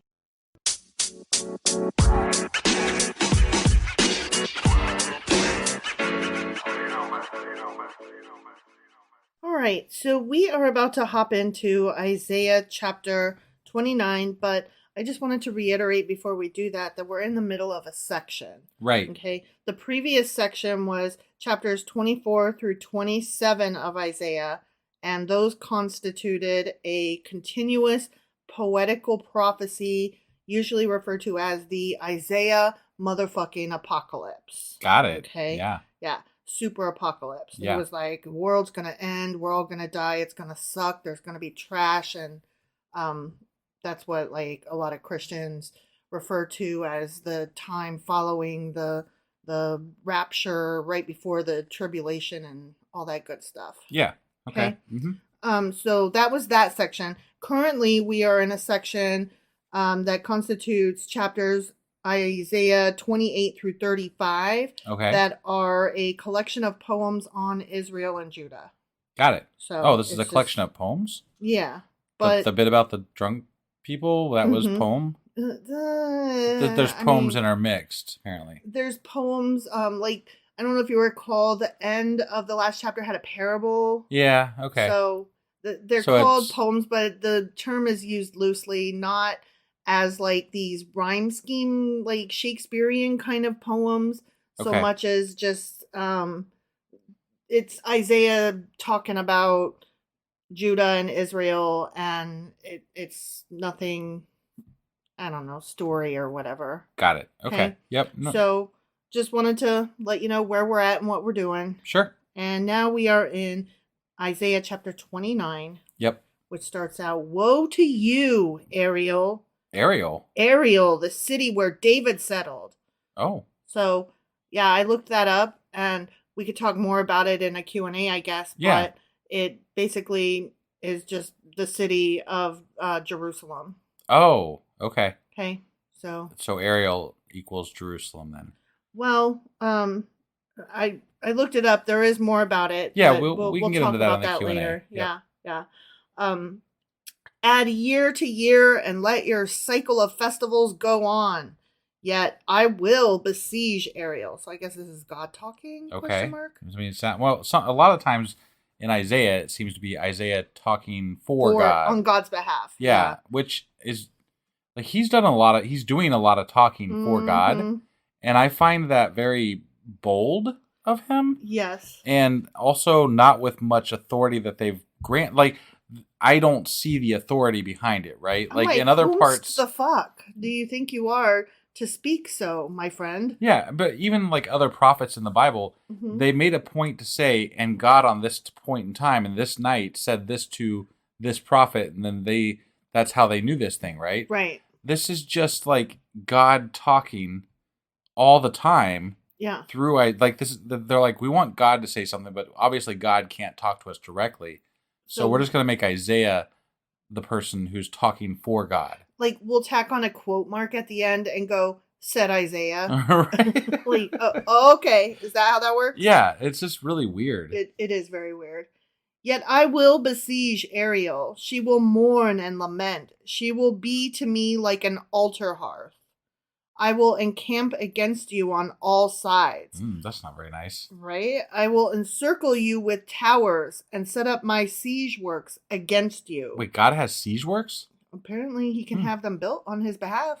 I guess that's true. He's used other forces as tools, so I guess maybe that's what he's talking about. I just find it interesting the way they phrase these things. Like, because they're saying God's going to do this, but no, like other countries or other tribes or other people are going to do this to them, and you're going to claim that God did this. You're going to attribute it to God. Right, okay. Right, yeah. Okay. There's a huge difference there.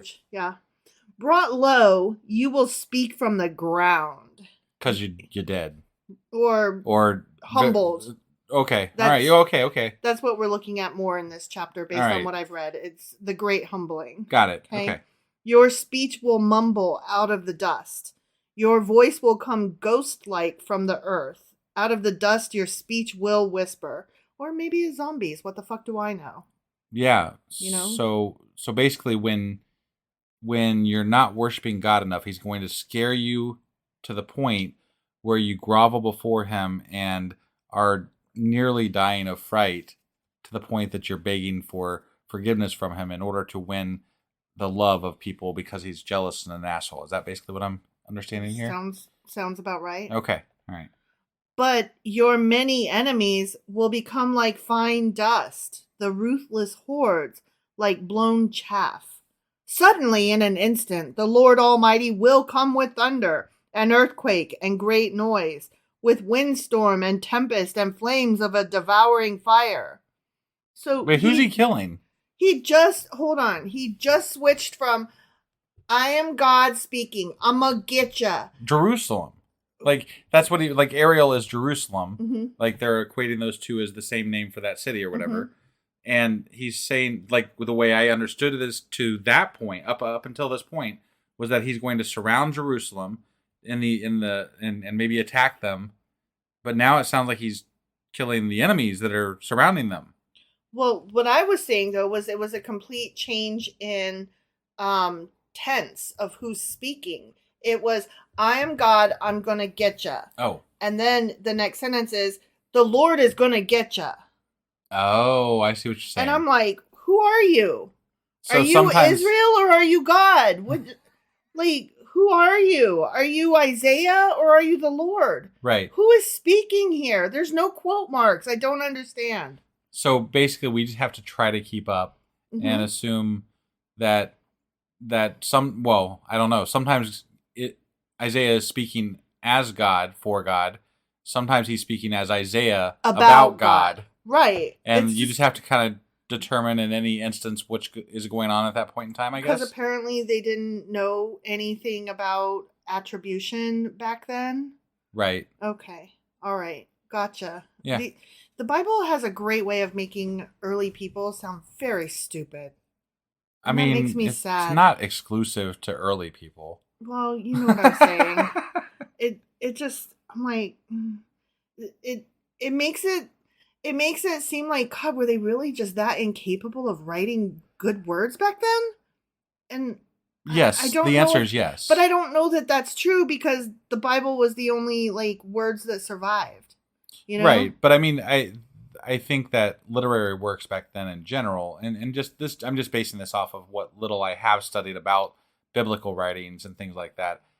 There weren't a lot of people that were versed in writing. Most of the people that were writing, quote unquote, writing back then, were copying. They weren't actually even writing. There was only a very, very, very select few who actually knew how to write. The 5 people who knew how to write were brainless.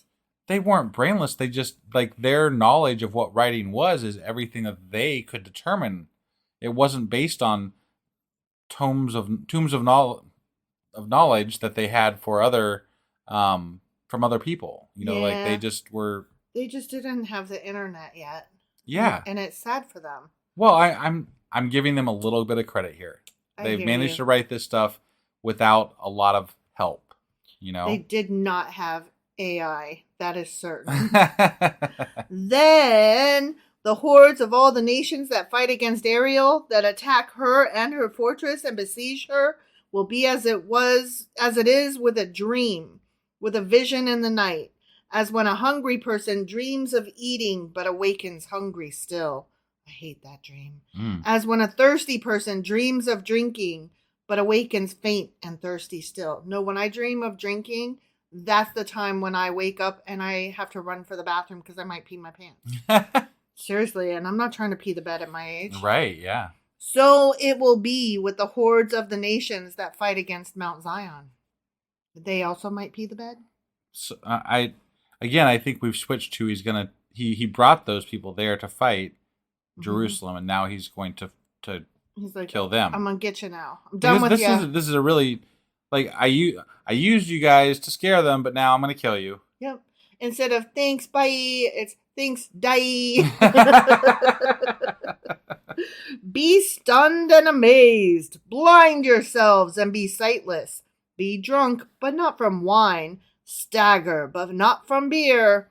The Lord has brought over you a deep sleep. Honk chew, honk chew, honk chew. Shh. Oh my God. What? That's the fake snore. Yes. Yeah. He has sealed your eyes, which were the prophets.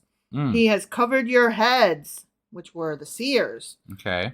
For you, this whole vision is nothing but words sealed in a scroll. And if you give the scroll to someone who can read and say, read this, please, they will answer, I can't. It is sealed. Or if you give the scroll to someone who cannot read and say, read this, please, they will answer, I don't know how to read. So no one can. Okay. They can't read it. I'm really struggling with this a little bit. It's basically God is making them incapable of reading. Oh. If they already don't know how to read, fine. If they do know how to read, he's making it to where they're not able to read. I see. So is this kind of like the Tower of Babel? Kind of. Sort of. He took away their prophets. He took away anybody who's able to explain stuff to them. He's taking away their ability to understand or decipher or figure. Okay. They can't figure it out. Got it. You know? Yep. The Lord says, "These people come near to me with their mouth and honor me with their lips, whatever, but their hearts are far from me." See? So he's okay. All right. He's like, fuck all y'all. Yeah. I can see your heart. Right. Your lips suck. Got it. Your lips are moving, but you lie, lie, lie. Meghan Trainor? Sure. Yeah. You don't know that song? I do. Okay. Their worship of me is based on merely human rules that have been taught. As rules are when God does not show himself. Yeah. Then they can only do the best they can do, which is lip service. Right. So that kind of like God's blaming them, and I'm like, that's not how a relationship works, bruh. Right. If you want somebody to actually know something, you have to teach them that thing. Yeah, and you weren't there, so they other made their people own shit did up. their best, I guess. Yeah. You know, Yeah. And this is just even assuming that you actually exist, right? Which I'm not even giving you that much credit. So yeah. Therefore, once more, I will astound these people with wonder upon wonder. Okay, good. The wisdom of the wise will perish. Oh, that's not wonderful. Yeah, that's not good. The intelligence of the intelligent will vanish. It's also not good. Oh, God. It's like you feels a little bit like what's happening now in the United States, though. It really does, doesn't it? Woe to those who go to great depths to hide their plans from the Lord, who do their work in darkness and think, who sees us? Who will know? Like, well, I don't believe that God will, actually, because I don't think he's proven he can't see things very well. Yeah. Even with limited people on the planet. Mm-hmm. So this bit in canon. Right, yeah. in canon. Yeah. So this is A, you don't exist. B, the stories that I've read about the fake you, they don't paint you in a pretty light. Right. And also you seem also not capable of a lot of the things you claim later on, like here. Yeah. You know, like this is you weren't capable of even this amount of knowledge with 5 people on the goddamn planet. Yeah. So sorry, but you're weak. Yeah. You turn things upside down as if the potter were thought to be like the clay. Shall what is formed say to the one who formed it, you did not make me? I do. I do say that. But I don't say that to the one who formed me. I say that to people who claim that a thing formed me. No, that's fair. That's fair. And I'm like, no, that's not how science works. They're spermies and eggies. Yeah, not a god. Yeah. Can the pot say to the potter, you know nothing? Pots don't talk. That's true. So that's true. No. But also, if a pot did talk to me as I was potting it up, I would be like, I do know things, but I'm betting that because you're different, that you know things too. Right. Like, what would a pot know? Many different things than me, right? It's made up of different stuff than I am. It sure is. Wow. In a very short time, will not Lebanon be turned into a fertile field? And the fertile field seem like a forest? I don't know. So he's saying that the lands are going to switch. Sure. No, I got it. But how would we know that? Did it happen? Did it happen? I don't think it did. I don't think it did. Because we still refer to that fertile field as that fertile field. And right. Lebanon was renowned back then as being that forest. Still is. Is it? Kind of, yeah. Okay, all right. Yeah. It's not a fertile field. Right. I'll tell you that. Okay. In that day, the deaf will hear the words of the scroll, and out of gloom and darkness, the eyes of the blind will see. Once more, the humble will rejoice in the Lord. The needy will rejoice in the Holy One of Israel. The ruthless will vanish. The mockers will disappear. And all who have an eye for evil will be cut down. Okay. Okay. Those who with a word make someone out to be guilty, who ensnare the defender in court, and with false testimony deprive the innocent of justice. So liars Okay. gonna be true and Yeah, it all truthers are gonna be lies. sounds great, sort of, maybe. No. Sounds I don't know. Everything's gonna switch places, is what he's saying. Right, okay. Truther's gonna lie, liar's gonna truth. Oh, I thought he was saying he was going to punish those people that were doing those things. Oh, maybe I missed it. I forgot to pay attention a little bit. Oh, I might have missed okay. that. I thought I thought he hard was saying he was time. going to punish them, so I think we're okay here. Like Okay. that's why I was saying I think it's sounds okay-ish, but Like it's coming in around. practice, I don't know how it's going to work out. Right. Therefore, this is what the Lord who redeemed Abraham says to the descendants of Jacob. No longer will Jacob be ashamed. No longer will their faces grow pale. When they see among them their children, the work of my hands, they will keep my name holy. They will acknowledge the holiness of the Holy One of Jacob, and will stand in awe of the God of Israel. Those who are wayward in spirit will gain understanding. Those who complain will accept instruction. The end. See. So all they had to do was get rid of the brain trust and the wise people in order to instill the correct fear and the correct fear of God into them. Is that basically what he's saying? He was going to kill he's going to get rid of the intelligent people, right? Yeah. And he's going to get rid of the wise people. Mm-hmm.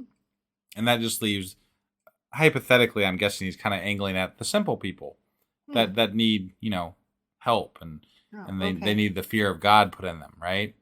So if we get rid of all those smart and wise people, it makes them so much easier to control. That is what's happening in Florida, question mark?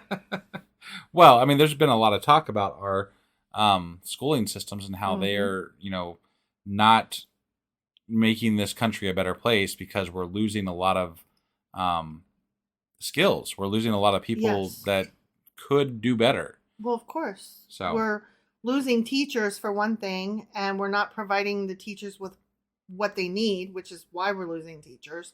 And then we're also crippling our teachers by not allowing them to have the access to education to pass on, like, I don't know, say books. Right. And teaching them about other people that are not white and straight and cis. Right. Like, yeah, so we are dumbing down our nation. That is for certain. Yeah, and what replaces intelligence? Religion. Lambs. Well, yeah, and religion. Yeah. I mean, that's what's the lambs of God. That's what they want. Religion thrives in times of dumbness. Yeah, dumbness. Yes, there we go. Me dumb, love God. All right, so that was Isaiah chapter 29. Sure as fuck was. And we are going to be doing another podcast here in just a few minutes after we're done with this one. So after this one gets posted, you'll probably already see that we've got the other one posted, which will be Q&A. And then we've got a Patreon coming out tomorrow. Yes. And then I'll get the weekly wrap-up done. And then we will be back on Monday with Isaiah chapter 30. All right. We'll see you guys then. Bye.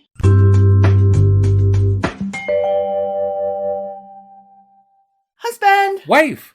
Do you know what we're doing today right now? Well, technically, it's still Saturday. So I guess that means we're doing Q&A Saturday. That's right. And so what will we be Qing and Aing today? Well, today we're going over Isaiah chapters 25 through 29, which I got to tell you really fucked up my math for a minute. It did. It did. Yeah, you don't like non-multiples of 5. Well, we did 5. It was just not...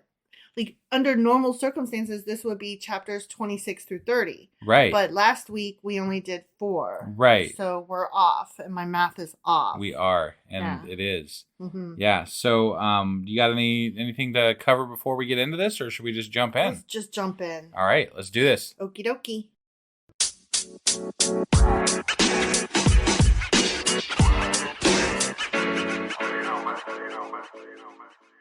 All right, so we are doing Q&A Saturday, and we are covering Isaiah chapters 25 through 29. Correct. Okay. So let us not forget that 25, 26, and 27 were still part of that Isaiah apocalypse. Right. So bad things are coming down the pipe. Yep. Right? Yep. So chapter 25 was about praise for the Lord's favor. Okay. Okay. And they were praising what God has done, and it was all kinds of God is great kind of thing. Yeah. Okay. And but in verse 2 it said the city will never be rebuilt. And there was all kinds of questions about which city, the city. What is the city? Right. Right? And a cursory glance at the passage would encourage readers to understand, obviously this must be referring to Babylon, because that's what they were kind of talking about. Right. But some scholars suppose that Samaria was intended. Okay. But here we go. Guess what? Not everybody agrees. Oh. Others contend that the word is used collectively and that various cities are intended. Like I see. The city, like all the ones that God's knocking down. Okay. But guess what? That might not be it either. Some Jewish scholars generally understand it to be Rome. Rome will never be rebuilt. Okay? While still other leaders in the Jewish community understand it to refer to many cities which they say will be destroyed in the coming times of Gog and Magog. Okay. So that's a whole thing. Got it. Okay. There's a lot of cities that might never be rebuilt. Right. Yeah. Who knows? Though Rome definitely still exists. I know that one for sure. It does. Yeah. So that happened in chapter 25. Like, what was that about? I don't know. Right. Okay. Yeah. So chapter 26 was about a song of trust in the Lord's protection. Okay. Okay. Mm-hmm. Nothing particularly good or bad in that for me to cover. Like, there's no special notes other than that. Don't forget, it's still part of the Isaiah apocalypse. Okay. Generally, that chapter was about the city of God versus the city of man. Okay. Like talking about relying on the systems that man has built up versus the systems that God wants you to rely on. Okay. God's people anticipate vindication, and there was a community lament. Yeah. And then at the end of that chapter, God's people anticipate vindication, and that gets continued on into the next chapter. Okay. Okay. Yep. So Isaiah 27. So this is the last of the Isaiah apocalypse. Yeah. Okay. Right. So this one was interesting because they talked about Leviathan. Right. Right. Wait, we skipped right over. Like, they didn't cover whether it was zombies or not in 26. No, we didn't. That wasn't something that came up. I want to know if they were really zombies. Well, then I will do a special little extra thing about zombies, but that wasn't part of my legit studies. Okay. Okay. Right. So I apologize. I skipped right over that. I was trying to be serious. And I wasn't my normal fun-loving self. All right. So I'll go back, though, at some point, and we'll talk about zombies in the Bible. Okay. Yep. I really think we ought to reserve zombies in the Bible to after Jesus comes and dies, though. Okay? But there's other zombies. I know, but we could do a whole zombies in the Bible special. I see. And, like, lump them all in. Okay. You know, why do we only have to do one special? We could do zombies all the time. Why don't we discuss this some other time when I'm not on the spot? Jeez. That sounds great, dear. Okay. I'll study all the zombies. And great. Yeah. We will Let's turn this into a biblical zombie podcast, you know? Okay, we can do that. Why doesn't that exist? It should exist. It should exist, honestly. Yeah, right? Just in time for not Halloween. Well, I mean, you know, timing's not my best thing, so. No, it really isn't. But let's talk about Leviathan, though. Leviathan, yes. Okay. So the language used here draws on mythology and ancient myths of nations near Israel. Okay. Okay. Yep. And the term Leviathan, as used here, is normally linked with Ugaritic Lotan. Do you remember us talking about Lotan before in one of our specials? Yes. He was the chaos monster destroyed by Baal in the Canaanite creation myth. Oh. It may be applied figuratively to monstrous enemies of Israel and therefore also of God. I see. Okay. Leviathan is also referred to in Job and in Psalms. Do you remember that? Vaguely. These passages reinforce the idea of Leviathan as a mighty, serpent-like creature connected with the sea who resists God and will be crushed by the Lord. Yeah, in about 2 sentences or so. Yeah. I was very disappointed with that. I was as well, but it's something that's referred to big time when it comes to like the end times and that whole Gog and Magog thing. Sure, Okay. sure. So what I found out since, because I was curious about Leviathan a little bit, mm-hmm. but apparently there's like this whole like Leviathan cult type thing. Like it's almost kind of connected with like devil worshipping maybe mm-hmm. or something. Mm-hmm. I'm not really sure how that all works in, and I'm sure by devil worshiping I'm not really meaning like they literally worship the devil or Leviathan. It's probably similar thinkings to spiritualism or something like that, but there's like a symbol and everything. It's really cool. Oh wow. Yeah, it's like an upside down cross with like a infinity symbol on the bottom. Interesting. Yeah, it's really neat. Huh. Had not heard of that. I something I definitely want to look into more at some point. Sure. So, yeah. Along with our zombies. Well, yeah, zombies and Leviathans and all that. Lions and tigers that's and bears. Good shit. Oh my. Yeah. Yeah, okay. So, in the kingdom of the Lord, Israel receives mercy. Going on through that chapter. Okay. Mm-hmm. God shows his mercy to Israel, and that even though he struck Israel when Israel went astray, he didn't kill them all. He did not strike Israel as severely as he did the other nations. So It's like the abusive husband who says, "Why you crying? I didn't hit you as hard as I coulda. You should have seen the wife I had before you." Not me, husband. Oh no! I was just clarifying. Yeah, I'm just saying like. That's what it reads as, like this whole abusive, like I'll give you something to cry about. Yeah. So God shows his mercy to Israel in that he destroyed their idolatrous altars and images and forced them to worship only him. But how many times have we heard that fucking story over and over and over and over again? He's always destroying all the idols and all the gods and all the whatevers, and they just keep coming back over and over and over again. Spoiler alert, they'd never get destroyed. Right. Yeah, it's dumb. It is, and it's tiresome, moreover. Right. He's just like pumping his chest out and going, I'm going to do this thing, and then not actually do it. Yep, it's true. So God makes the nations submit to him, because that's what a merciful, loving God does. Right? And then in the kingdom of the Lord, the city of man lies desolate. And in the kingdom of the Lord, he is worshipped in Jerusalem. Okay. That happened in chapter 27. By all the people he didn't kill. Right. Yeah. Yeah. Mm-hmm. So that was the end of the apocalypse stuff. Okay? Yes. So now we're in 28. And 28 through 35 are a collection of quote-unquote poems on Israel and Judah. Right. Okay? But mostly what I've got out of it so far is drunkenness. Well, yeah. So, obviously. And blindness. Right. And illiteracy. Yeah, and he's going to wipe away intelligence and wisdom. Mm-hmm. Yeah. Mm-hmm. Yeah.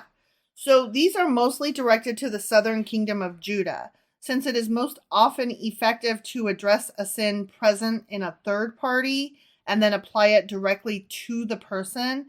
Isaiah will first speak of the sin of Israel and then switch the focus to Judah. Okay. So I don't know if that's something that we missed. I certainly did not catch that. He was talking. I thought he was talking about enemies, but I guess given the time frame of this, they were two different kingdoms. So I guess those people could be considered enemies at that point in time. So that might I just didn't catch that exactly what was going on. Same. So in this particular chapter, chapter 28, we talked about the condemnation and captivity of Ephraim. Do you remember all that? That's where he was talking about the sinful state of the drunkards of Ephraim. Yeah. Okay. Yep. And a flood of judgment upon the drunkards of Ephraim. Right. Okay. Now, in verse 1, it said, "Woe to the crown of pride, to the drunkards of Ephraim." Yeah. Crown refers to Samaria, which was the capital city of the northern kingdom of Israel, where the priests and prophets are included among the drunkards. Okay. Yep. So then it goes on to talk about the beauty of the Lord replacing the faded beauty of Ephraim and the corruption of drunkenness in Judah and God's message to those who are ripe for judgment, and the simple message gets mocked. because Okay. we love them mocking mockers. Right. Right? Yeah. And Isaiah warns of the consequences of rejecting the simple message of the Lord. Okay, so then he gives the warning to Jerusalem. The message that he's giving Yes. for the Lord. Yes. To Jerusalem. He's like, stop mocking me. Did it ever occur to Isaiah or anybody that maybe he just wasn't the best messenger? That's what I would have thought, but who am I? If he can't seem to get the point across, maybe it's a him issue. Right. You know? He's like, stop mocking me. I'm trying to tell you what the God said. Right, yeah. Oh, but the Lord doesn't like it when you make fun of me. So he gives a message, a warning to Jerusalem. Okay. Yeah. And he talks about the cornerstone of which is Zion. Right. Okay. The false confidence of sinful leaders, the security of the Messiah, and the precarious place of sinners. And he gives advice to those ripe for judgment. Right. Okay, and we end that chapter with a parable of the farmer. Yeah. The timing of the farmer versus the timing of God. Right. Okay. Yeah. Do you remember that boring silliness? I do. All right. So then we move on to chapter 29, which is what we just finished reading. Yeah. Okay. Mm-hmm. And we talk about a problem solved and a problem started, kind of like Eminem, or not Eminem, Vanilla Ice. Sorry, different white rapper. You're gonna have to clarify here. If you got a problem, yo, he solved it. Oh, yeah. Okay. Sorry. Okay. All Sorry. Right. We talked about Ariel and her enemies. So check out My God while Isaiah revolves it. Yes, exactly. Okay. You all right. got it. Sorry. Yeah. It was rattling around in my brain. I had to get it out. Mm-hmm. So I apologize that I even said Eminem. I was just like, sometimes when you get old, you like things start to blend together. Is that what happens? That's exactly what happens. Okay. All right. Yeah. I am 2 years older than you. You are, so I guess it's coming any day now. Yeah, you're just not quite there yet. I gotta get there. Mm-hmm, mm-hmm. So I don't know if you recall, just 10 minutes ago when we read this, that verse 1 said, "Woe to Ariel, the city where David dwelt. Add year to year, let feasts come around." Yeah. So Ariel is Jerusalem and means literally Lion of God. Oh, okay. Okay. Some scholars suggest that the term Ariel is derived from the root Ari, A-R-I, meaning to burn, such that Isaiah expects that Jerusalem will become like the altar, which we read about later in that same section, which i.e. would be a scene of Holocaust. Oh, wow. Yeah. Wow. So he's talking about burning the shit down. Okay. Okay. Yeah. Given the context of the verses, calling Jerusalem Lion of God is probably sarcastic. The repetition of the name, it's used 4 times in 2 verses. Yeah. And the context of God's judgment against Jerusalem suggests the idea that Jerusalem may have thought of herself as the Lion of God, but God certainly did not share that lofty opinion of the city as we read. Got it. So it was almost like a mocking of them referring to themselves that way, sort of? Yeah, okay. Exactly. He's like, yeah, go on, Ariel. Speaking of Ariel, I'm going to burn your shit down. Right. But it was very confusing to just throw out that new name for Jerusalem just out of nowhere. Yeah, it was new to us, but it would not have been new to the people at the time. Sure. No, I get it. But in reading the Bible, yes. It comes across as very abrupt and what? What are we talking about? Talking about? Yeah. But that's why we do these, so that we can try to what the fuck did I just read? But this is also part of the reason why I have such immense trouble believing that any of this is not even okay. So logically, I just don't believe there's God. Period. The end. That doesn't require the Bible. Nothing. Anything like that. Mm-hmm. But beyond that, if you are going to tell me that I'm supposed to find God in the Bible or whatever, reading through this thing, it's not put down in a way that makes a lot of sense. You would think a God could make their one book that they have to spread their message a lot more clear and a lot more concise. What I've come to the conclusion of is that the Bible is more like for the Uber fans. You already believe in God, and then you read this for the background shit if you're interested in stuff that you already like. Yeah. It's not for noobs that come in and want to figure out, so what's God? no, that's not how you do it. Sure. Like it's like if you were reading about a band and you read all of their lyrics and you read all of their stuff, but you had never heard their music before. Right. You see what I'm saying? Yeah. Yeah. Like you're supposed to have already gone to the concert or at least heard a few songs on the radio. Okay. And then you're like, wow, I really like this music. I wonder what the song So means. it's our fault 'cause we've never heard God on the radio. Yes, that Okay. is correct. I Although see. I would go further and say that it's God's fault because he never released a single. Yes, true. If it was, it definitely wasn't a hit single. No, Not in the it never US made the anyway. charts here anyway. Yeah. Not in this household. So yeah, I mean, if he like turned on that light switch that we talked about, Yeah, and made us interested in seeing what is God all about, I might be interested in believing in God. right. Then we would experience God and then want to learn more and then read the Bible. But that's not how the Bible is presented to us. The Bible is presented as you should read this and find God. No, actually, that's backwards, guys. Right. You're supposed to like find God and then read the Bible. That's Sure. my interpretation. That's my that's the way you understanding. see it. Supposed. Okay. All right. Yeah. Whatever. Regardless, I Why- don't believe in God. I've never felt God. Yeah. I don't know what the fuck is going on, and the Bible is not helping me. It's just making matters worse. Right. So right. Yeah. for me, it wouldn't have mattered because there was never going to be hearing the single and being interested in learning more about the band. Right. And I just want to reiterate the words in the Bible don't lend credibility to it. No, they really don't. That's all. So at any rate, God didn't share that lofty opinion of the city. Okay. Yeah.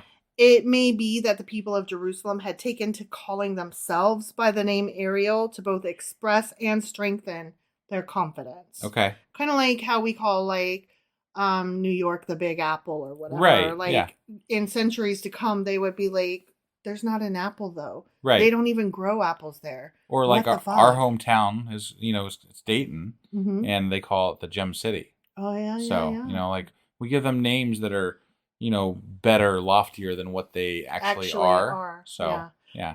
The Shining City on the Hill. What's that? That one is sounds familiar. Washington, like I should know it. DC kind of thing. Oh. Like we should all. It's supposed to be representative of the great city of freedom of the U.S. to like the thing that we're supposed to aspire to. Got it. For other countries to want to be like us. Got it. That whole shining city on the hill. Okay. Got it. Like we should want to be better and other people want to be us. Got it. All right. So that was Ariel and what she meant. She's a city. Okay. Not a mermaid. Yeah. Neither little nor big. Sure. Okay. Okay. And there's no Ursula. That's sad. That is sad. Did you know that the character of Ursula in Disney's Little Mermaid was actually based upon a drag queen? I did, because you've told me that. Yeah. I just thought that was so cool. And I'm going way off topic here, but I have discovered so many Disney characters are queer coded because of the artists involved in creating the Disney movies. Right. And it's just so sad that it has to be queer coded and can't just be like blatant and out there, because it's becoming more that way. Like they are doing better about actually bringing some of this stuff into the mainstream a little bit. But yeah, no, I agree with you though. Especially, in our childhood, a lot of that stuff was very not. They had to hide it. They had to hide it 100%. So yeah, like lots of hidden signals and messages and images. Sure. I would like to see a world where everything's just like normalized and it doesn't fucking matter. Right. But again, that's way off topic and beyond the scope of this measly little podcast. Right. Yeah. All right. Well, do you have anything else for us to cover here? Well, did you want to talk a little bit about the blindness that came on? I mean, I didn't really have a lot of notes to take about it because it was all very straightforward. I'm gonna make you blind and unable to read. Okay. I mean, what kind of, like, what's the highlights of the notes that do you have highlights of them? Okay, so let me back away from that. Yeah. For a minute. Okay. Okay. So verse 6 said, "You will be visited by the Lord of hosts." And in some translations, the word visited is actually rendered as punished. Oh.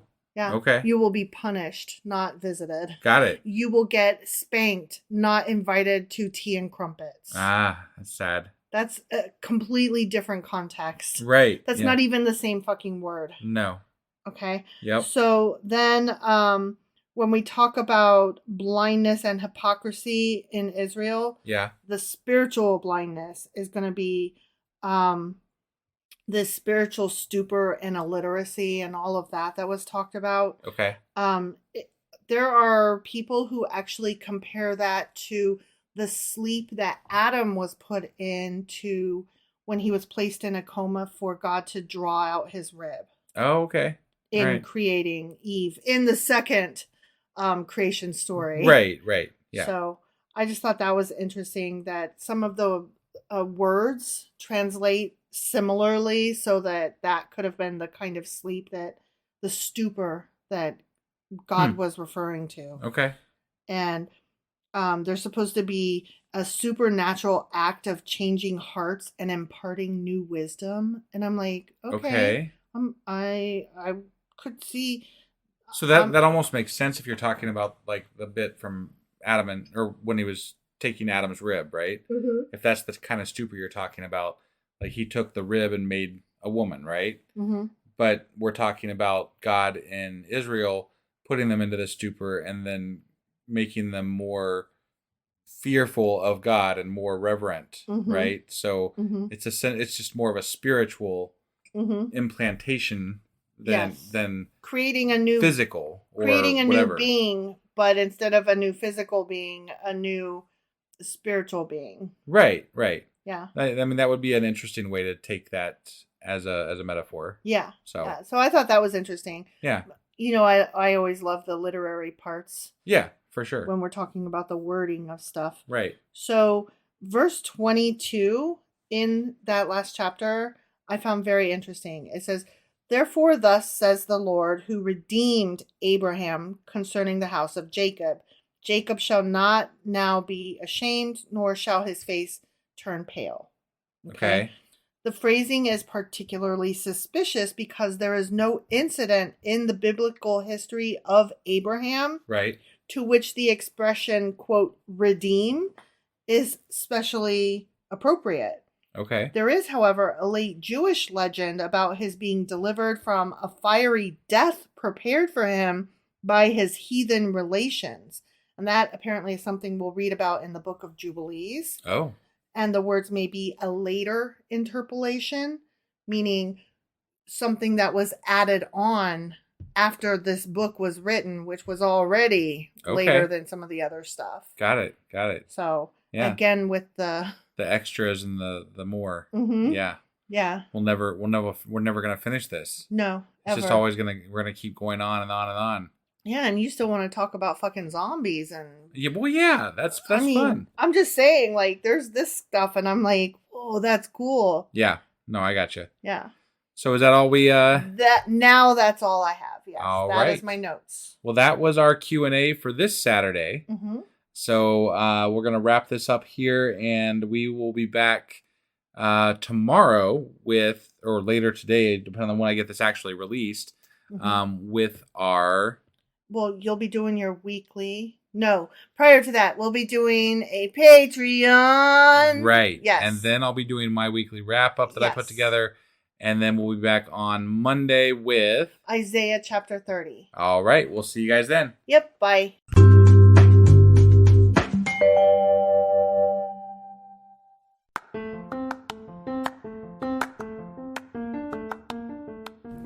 Welcome to Sacrilegious Discourse. I'm husband. And I'm wife. Together, we're reading the Bible for the very first time. We grew up without religion and wanted to know what all the fuss was about. Well, what have we learned so far? That God is a dick, and apparently some people believe in talking donkeys. We're not trying to pass ourselves off as experts. Nope, we're just reading the Bible for the first time and giving our first take reaction. If you'd like to join us in this venture, you might consider starting at episode 1. Otherwise, jump in wherever you like. All right, let's go read the Bible. Yeah, let's get to it. husband. Wife. Guess what we're doing today? Well, it's Sunday, which would mean that we're probably doing Patreon. That's the one. And what kind of episode are we doing today? A controversial one. Oh, okay. We are covering the phrase "from the river to the sea," which has caused some recent news with what was her name? It was not Elon Omar, as we accidentally said before. It's Rashida Tlaib. Oh, I'm so sorry. Same. I fucked that up. I fucked that up. We fucked that up. Yes. You supplied part of the name. I supplied the rest of the name. Right. And yeah, it wasn't her. Okay. Well, anyway, it was recent news and it was controversial. And it was one of the squad members. Yes. All right. So are you ready to get into this episode? I am. All right. Let's do this. Okie dokie.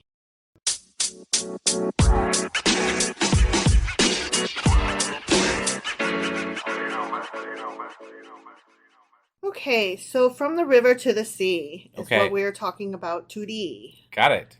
And that didn't rhyme. No, it did not. Much like how the actual phrase from Palestinians is, from the river to the sea, Palestine will be free. Yes. That rhymes in English, but it doesn't rhyme in any other language, obviously.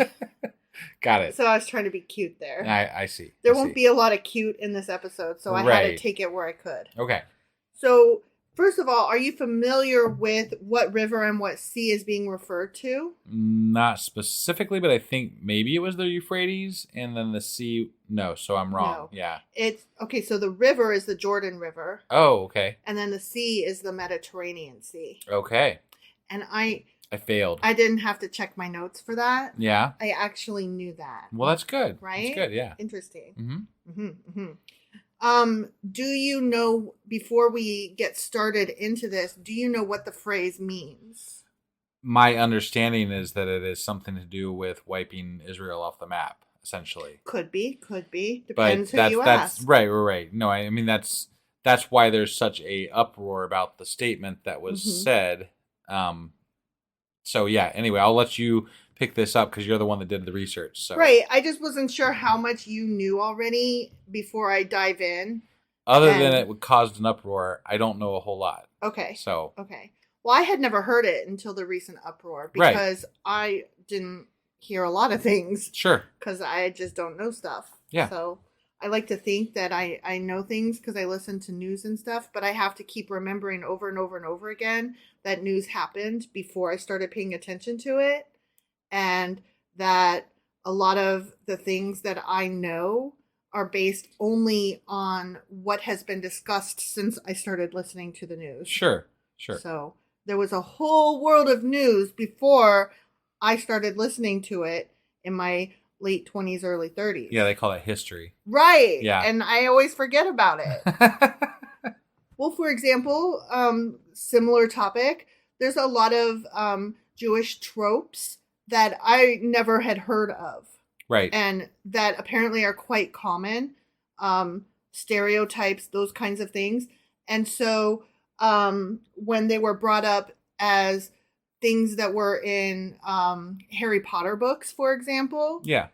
I had no idea. And there's a lot of people that were like, how could you miss it? They were obvious. And I'm like, I missed it because if you've never heard of them, they aren't obvious. Right. So that's how. And this is all kind of related somewhat. So that's why I sound like I'm all over the page, but I'm kind of not. Okay. So my question that brought on this particular episode and conversation was, where did that phrase come from? And we had read something, I think it was the week before last. I don't even remember which chapter of Isaiah it was at this point. Right. That mentioned a river and it mentioned a sea. And I thought I had read that was referencing the statement, basically. Yeah. But it wasn't. Okay. People have tried to take from the Bible and say that's where it came from, but it didn't come from the Bible. Okay. It's not originally a biblical phrase. Got it. So where it first became a thing is from the river to the sea was a political slogan. And it does refer to geographically to the area between the Jordan River and the Mediterranean Sea, as I said. Sure. And that area is also described as Palestine and Eretz Israel, which currently includes...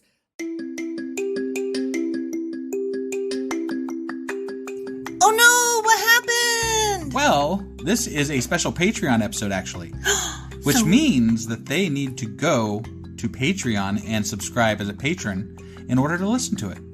Okay, well, I guess that we are going to go do that now. Yeah, just head over to patreon.com/sacrilegious discourse, become a member for as low as $2 a month, and you'll have access to all these special things and goodies too. So, go do that. So this was just a teaser. Yeah, teaser. Okay, just Bye. checking. Oh, Bye. Bye. Bye.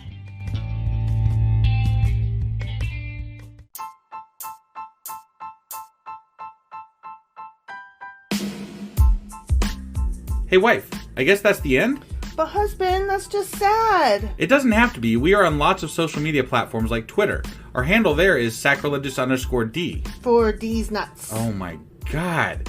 Stop doing that. Anyway, we're also on Facebook, Instagram, and Pinterest. There's a link to all of our social media sites at our website. Ooh, we have a website? Yeah, it's sacrilegiousdiscourse.com, where you can also find a link to our merch shop. We have a merch shop? Yep, we have podcast-themed clothing, mugs, notebooks, and more, as well as an atheist and science-themed products.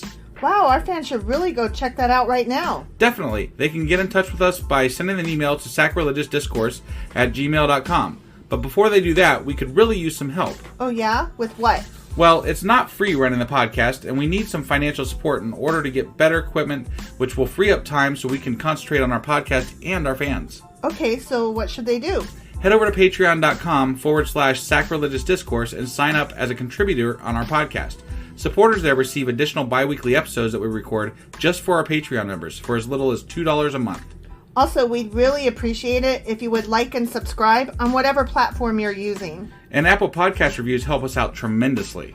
Like and subscribe. Leave an Apple review. Join us on Twitter. Support us on Patreon. That's a lot of instructions. Don't forget to say thanks. Thanks. Okay, bye.